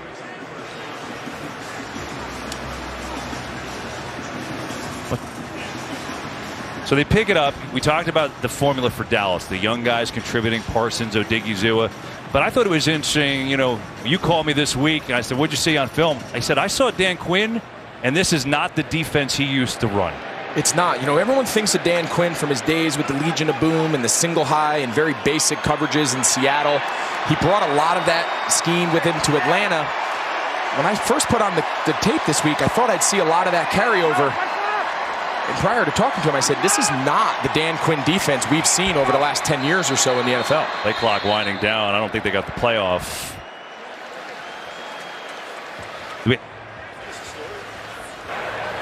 Before the play clock expires, timeout Carolina, their first of this half. So Carolina calls a timeout before the clock expired. But more on Quinn. So a lot. He brought over some of the stuff, but you saw a lot of different things, multiple. He said last year when he was let go down in Atlanta, he found himself, unfortunately, with a lot of free time. And a credit to him, a guy who's had a ton of success as a defensive play caller in this league, to be able to go back and reflect and say, is what I'm doing working anymore? Is what I'm doing a good fit regardless of my personnel? And give him credit. He's a lot more multiple in his fronts. He's a lot more multiple in his blitz packages, his coverages. And you got to give a credit to a coach when he can recognize and look in the mirror and say, hey, I need to evolve as the NFL evolves.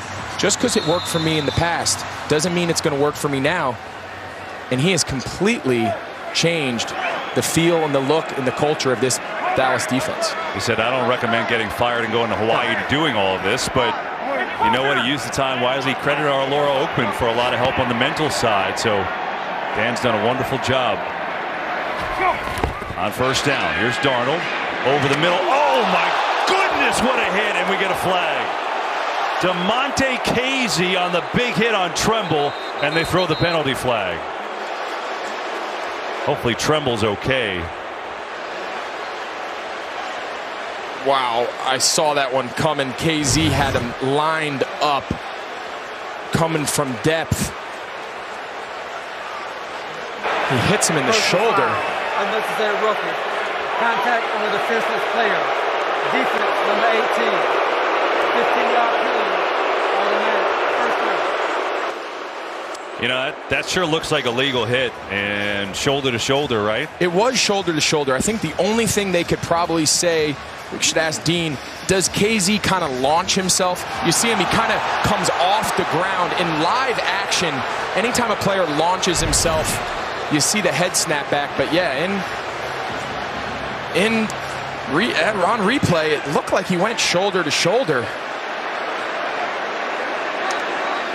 Now, I will say, I get it in real time as an official. It's so impossible to tell the difference, right? The guy launches.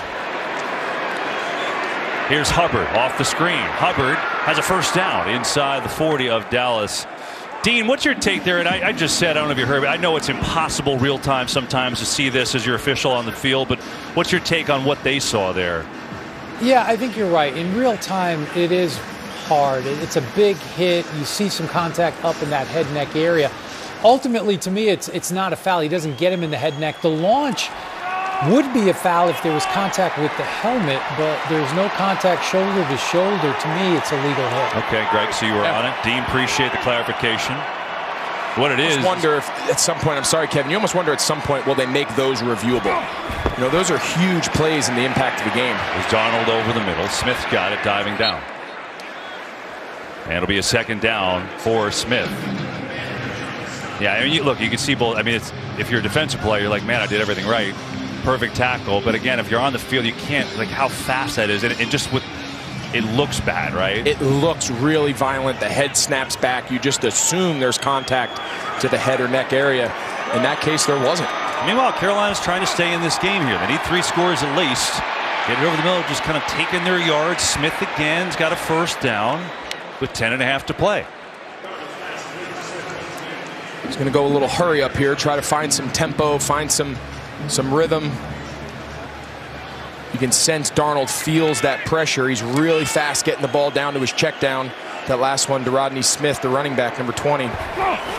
First down. Darnold, 3-man rush coming near side. Anderson makes a catch, makes a cut, and he's going to be stopped there by Brown. But it's going to be another first down. He's inside the 15, and now Anderson is slow to get up. Oh, there he goes. Greg, just of note, Trayvon Diggs hasn't been on the field this whole drive. Maurice Kennedy has been playing for him, number 31.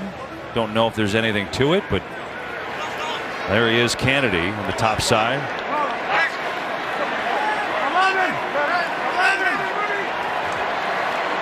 First and 10, Carolina.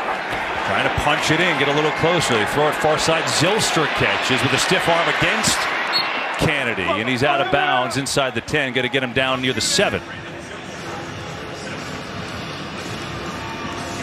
Yeah, I didn't see Diggs on that last possession come up lame. He seemed like after the second pick, he was feeling pretty good. You see him there. You got to imagine something's wrong for him not to be out there, but he seems like he's pretty happy.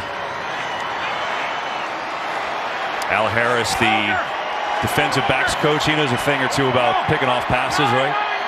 Did one that won a playoff game back in the day. 2nd and 2 for the Panthers. Here's Darnold. Pressure up the middle again. Darnold racing away, firing, and it's caught for the touchdown to Moore. And the Panthers kind of methodically rush up the field and trying to stay in this game, and DJ Moore's got the score. Really nice job there by Sam Darnold buying time. You see Odigizua, he gets pressure. He goes again inside of Cam Irving.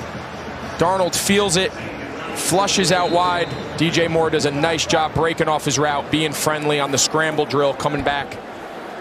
They're still alive. There's some fight in these Panthers, right? And I think if you're Matt Rule, there's no moral victories in the NFL. I don't know how this game's going to end up, but to see the fight from his young squad who's against the ropes on the road, it's a good sign. Sure is. Extra point. So they're going to need 1 2-point conversion at some point. They don't take it there, but still in the game. Down 15. A lot of time to go. Visit NFL.com/crucial catch to learn more. Back here in Arlington, 36-21. Cowboys by 15 after a dominating third quarter, but the Panthers just put one on the board, so they're still in this game. So now you look at Dak Prescott and the mojo of Mike McCarthy, the machine that Dak goes to, you know, tapping into the history of this great franchise. He's like, where do I go here? Try to get this team back to the Super Bowl. Do I go to Jimmy Johnson's great teams in the 90s, you know, Troy and the triplets? You never can go wrong with that. That worked pretty well last time I checked. Or do I go back even further to Tom Landry and Roger Staubach? Maybe I use a little of both to get us back. So far, the mojo today, 4 touchdowns for Dak Prescott. Now he's trying to ice this game.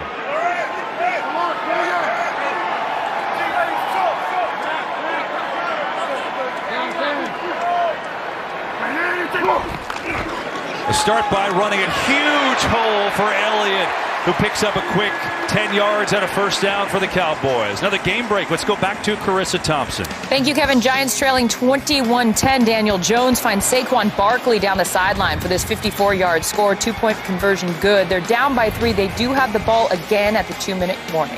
Kevin? Giants looking for their first win. That'll be a big one for them. Appreciate that, Carissa. Ezekiel Elliott, 127 yards and a touchdown today. 47-yard run in that mix as well. Give it to him again, right up the middle. He's had a soft landing spot up the middle a lot today. It's been a good room to run behind this Dallas offensive line. Yeah, you got to give credit. Connor Williams, Tyler Biadasz, I mean, Zach Martin, they're really, really moving the interior defensive lineman here for Carolina. They've found something, and they're going to continue to go after it as they try to close this game here in the fourth quarter.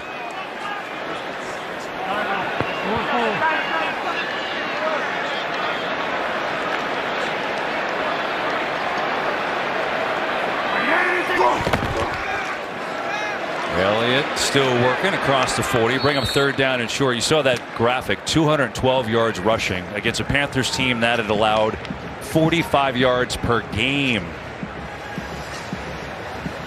Yeah, sometimes, you know, early in the season, stats can be a little misleading, right? It depends on who you play, when you play them, what the other team emphasizes each week. We knew coming in, this was not your typical running game that you're trying to stop, and Dallas has pretty much been able to do whatever they want, especially in the run game. That being said, they're only 2 of 7 on third down. If there's an area to find that they haven't been great. Third down here. Prescott airing it out, going for Lamb, and just overthrew him. Lamb was fighting there with Dante Jackson. And it'll bring up a fourth down. Got an injury update. Let's go down to Pam. Hey, Kevin. Yeah, the word on Trayvon Diggs is that it's player management. It's basically giving the guy some rest. Back to you. Pam, I like, you know, can I use that in like an everyday setting, like to my wife? You know, I need some announcer management. Absolutely. I need some sideline reporter management. My feet are killing me. There you go. Got to get Pam one of these mats we have up here in the booth. They do wonders. You can't really transport them with her. We get a flag before this punt. Well, good to know that Diggs is fine. False start. Offense number 25. 5-yard penalty. Remains fourth down. Our real management, Greg, which is producer Pete Macheska and director Artie Kemper, says we got to go to break. In other words, shut up, announcers. Go ahead. After the punt, you could take us to break. We'll listen.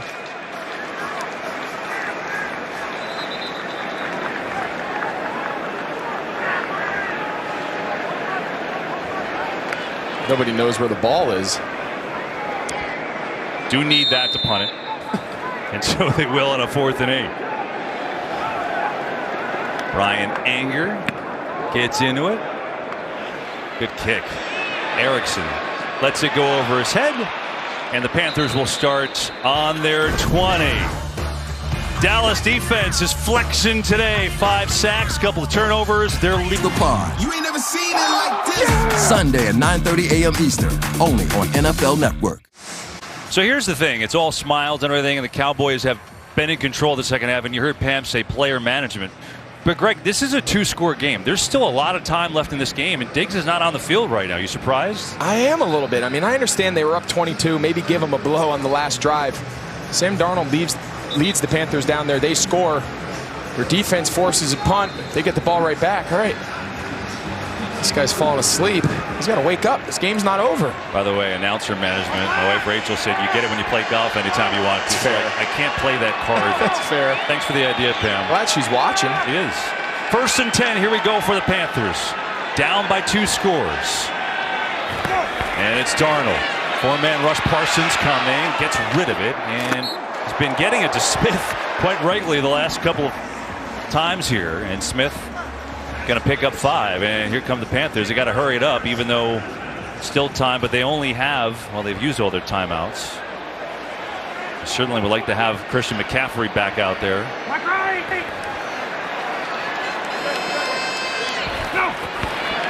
4-man rush. Darnold again going the sideline. It's Thomas. Thomas up there has a first down. It's almost lulling Dallas to sleep at this point, but the game is not over. They are, but they're playing a lot of soft coverages. Sam Darnold understands there's a time in it. There's a clock in his head. He's got to get the ball out on time. He's seen a lot of underneath routes, the running backs. There you saw the tight ends. You know, at some point, does he take a shot downfield and test this coverage? But Dallas, you see these 2 high safeties back here. As long as they play deep like that, the underneath coverage is where they have some opportunities. They're not blitzing, throwing far side. That was almost another interception. Brown had it too. It's another example. We talked earlier about Diggs. You see Brown here. He's just flat-footed at the top. They got to run by him. Make these guys, if you want to sit at the sticks and you want to drive, I'm going to throw it over your head. I wouldn't be surprised at some point here they say, forget it. We're going to take a shot one-on-one up the sideline if you want to keep squatting on our routes. He's lucky that wasn't a pick. Brown knew it. So instead, 2nd and 10. 5:44 to go. Again, Panthers out of timeouts. Down by 15. This time blitz is coming. Darnold senses, rolls out. Can't find anyone. Just going to run and take what he can get. And he's out across the 35. They'll mark him out at the 37. He's got 7. Another game break. Back to Carissa Thompson. Thanks, Kevin. Giants, who trailed by 11 late in the 4th, got themselves into field goal range. Graham Gano, who missed one earlier in the day, right through the middle. 36 seconds left on the clock here. We are all tied up in New Orleans. Carissa, thanks. We'll keep tabs on that. So we told you Diggs is still not in the game. Maurice Kennedy, 5th-year player out of Virginia, has been the guy replacing him. You said go deep. Do you test him? I think you do. I think you try to. If you're Joe Brady now, you got a sense. Where are the mismatches? Where are they playing maybe some backup players? You said it. He's one of them. Play clock winding down. It's at 0. They don't get it off. And they had no timeouts. They couldn't stop it. Delay of game. Offense. 5-yard penalty. Still 3rd down. That's a huge mistake for Sam Darnold.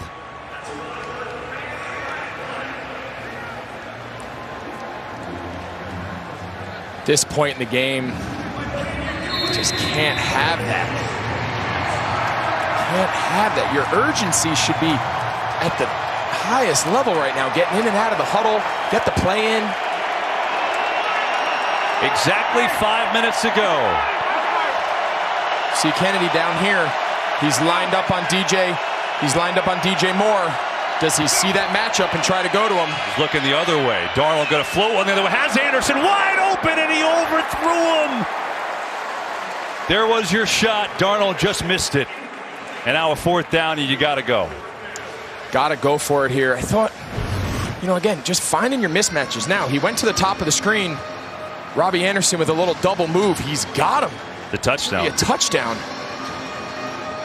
Yeah, you see Sam. He knows a few have gotten away from him. You can see Robbie Anderson obviously frustrated, but they got to regroup now. They got to get into 4th down. See DJ Moore again lined up at the bottom of the screen. When the game's on the line, you go to your best players. Today, that's been DJ Moore. Really the game. Blitz is coming. Darnold delivers. Caught for a 1st down and then some. Zylstra making a move. Look at this. There's nobody home. Down to the 20 and inside the 15. On 4th and 8, Brandon Zylstra delivers. 55 yards and the Panthers in business. Just like we thought, just like we said, at this moment in the game, you don't go to Robbie Anderson, you don't go to DJ Moore, you go to Brandon Zylstra. That's exactly what we said. But they call this a 7-stop. He kind of sells a corner out, pulls the string back, pulls the brakes. I'll tell you, Zylstra can run now. Don't sleep on him. He can run. I think Diggs needs to get out of his player management, if that's really what it is, and come back on the field. It's got to be something else. It has to be. There's no way they're giving him a rest. Panthers, plenty of time. 1st down here. Darnold. Back. Flag flies going end zone, out of the end zone, but there's a flag that flew around the 10. And so we'll see what this is. Illegal use of hands to the face. Defense, number 25. 5-yard penalty, automatic 1st down. It's Nashawn Wright, who's like their 6th cornerback. Yeah, you see Robbie Anderson on the release. Wright just stabs him with his outside arm. Just catches his face mask. Pretty easy there for the official to see. Well, a couple things. Obviously, the Panthers have to get in, and if they do, they're going to decide do they want to go for 2 now or later. 1st and goal, we know that. DJ Moore, again, we saw it earlier. He's lined up at running back.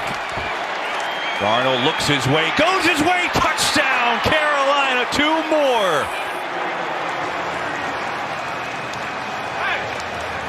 We showed you earlier in the broadcast, Kevin, they put him there. He ran a little option. He ran an out-breaking route. Now they came in here. They call that H option. That would be a Christian McCaffrey staple. But now they got him. He's going to come. He's going to square him up. He's going to cross face. Again, a lot of traffic. The defenders are running into each other. Tommy Tremble sets it with that burst release. That's a read. DJ can break out. We saw him do it earlier. He can break in. Just saw it on that last play, and we got ourselves a ball game now. Gonzalez for a huge extra point to make it a one-score game. It's up and good. 36-28, 4:31 to go. Carolina can't stop the clock, though, so they've got to get a stop on defense. Is there a thing as getting up too big too early? Because it just feels like Dallas kind of went to sleep. They were up 22. It felt like the game was over. They did. I think they got a little complacent. I think they thought the Panthers were just going to lay down. They didn't. They were down 22, went down, scored a touchdown. Defense went out, forced a punt. They kind of just handed the ball off, run, eventually punted. They got themselves. I don't know if they can just turn around now and just milk the clock. I think they're going to have to find the aggressive nature they had throughout most of the first three quarters. And they got to put the Panthers to bed, or they're going to keep fighting back. Try and finish the game. 8-point game, so Carolina would need a touchdown or two, but they need a stop first for this Dallas offense, which has rolled up 394 yards. But their last possession, you talked about, they ran a few times. They only took 2 minutes off the clock. And keep in mind, 4th and 8. Darnold to Zylstra, 55 yards, just as you predicted. That's the connection. That's the connection we talked about coming in here today. Did Dallas have an answer for him? Big plays at the biggest time. So a 22-point lead is now 8, and now a short kick to Pollard, who makes a man miss, and Dallas, he got back maybe to the 20. 4:26 left. No timeouts for Carolina. Dak Prescott, 4 touchdowns today. He's done it multiple times, but it ties a career high. But now, can this Cowboys offense finish this game? They were down 22. They've won 3 times, down 17. They need a lot more to get there, but they're at least in it. Jumbo formation. Pollard in the game to give it to him. Big hole. Pollard makes a cut. Pollard spinning across the 35. That's a good start for Tony Pollard. Good blocking up front and a first down. Really nice job. Watch the right guard here, Zach Martin. He's going to pull around a gap scheme, gets just enough on the edge defender, and Pollard is super explosive. He hits that. They needed that. We talked about, are they willing to just sit on the ball and milk the clock? Well, they ran it, but it turned into a chunk play. Probably see him run it again here.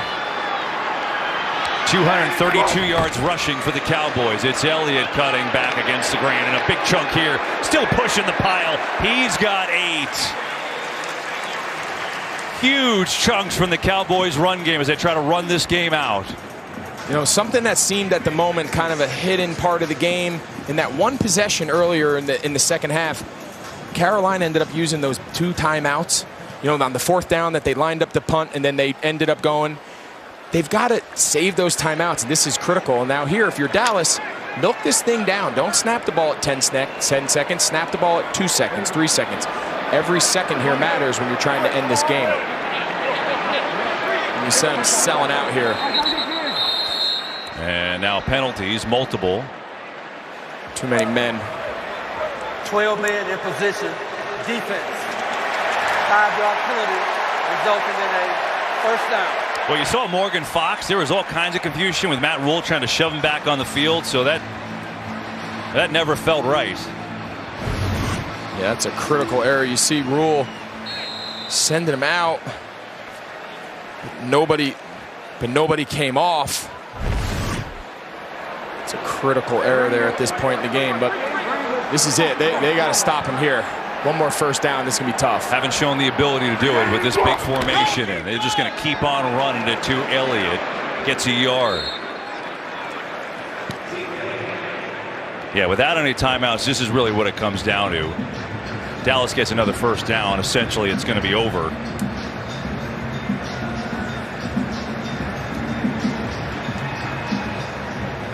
Would you just stay on the ground here the way they've been getting? I mean, they've got 241 yards rushing today. Yeah, I think on this down, you're approaching the 2-minute warning. You know that's the only opportunity Carolina has to stop the clock.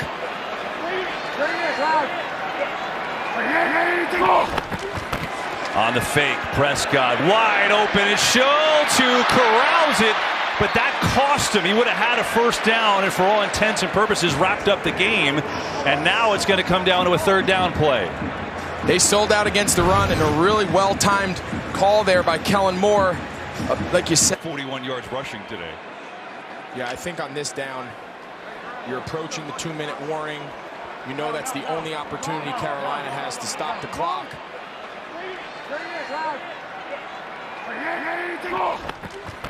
On the fake, Prescott wide open. It's Schultz who corrals it, but that cost him. He would have had a first down and for all intents and purposes wrapped up the game. And now it's going to come down to a third down play. They sold out against the run and a really well-timed call there by Kellen Moore. Like you said, a better throw, a cleaner catch, and the game is over. Going to take the 2-minute warning here. It all comes down to this down. Well, Zeke's been running all day. One more first down. Dallas will win it. See if they can get it. So it all comes down to this. 2 minutes left. Carolina, no timeouts. If Dallas can convert this third down, they'll win it.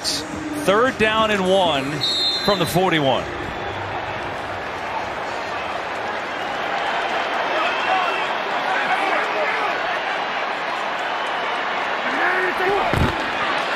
Elliott, a little option. Pollard, he's got it.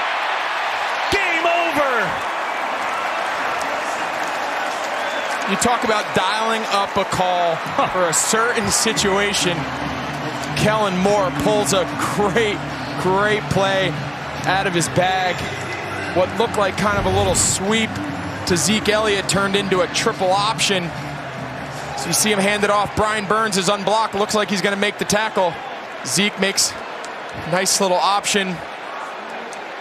What a big-time play call there. That was impressive. That was really, really impressive. Good play callers have plays they wait for the right time. They carry them each week for the certain situation. And there you just saw one perfectly executed. Maybe it got a little closer than they would have liked, but like good teams do, they run it out and they win it 36-28. And the Cowboys and Carolina, their first loss, they're going to improve to 3-1 on a 4-touchdown day from Dak Prescott, a 143-yard rushing day from Ezekiel Elliott, and a 2-interception day from Trayvon Diggs.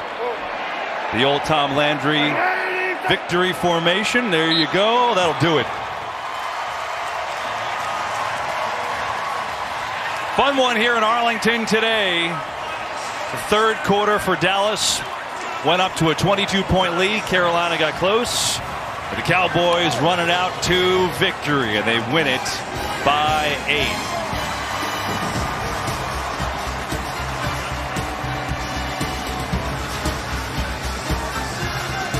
So for our entire NFL on Fox crew, Pam Oliver, Greg Olson, I'm Kevin Burkhardt. Thanks for watching. The Cowboys and the Panthers now both 3-1. The Dallas, the win by 8. We now bonus coverage. We head to Atlanta.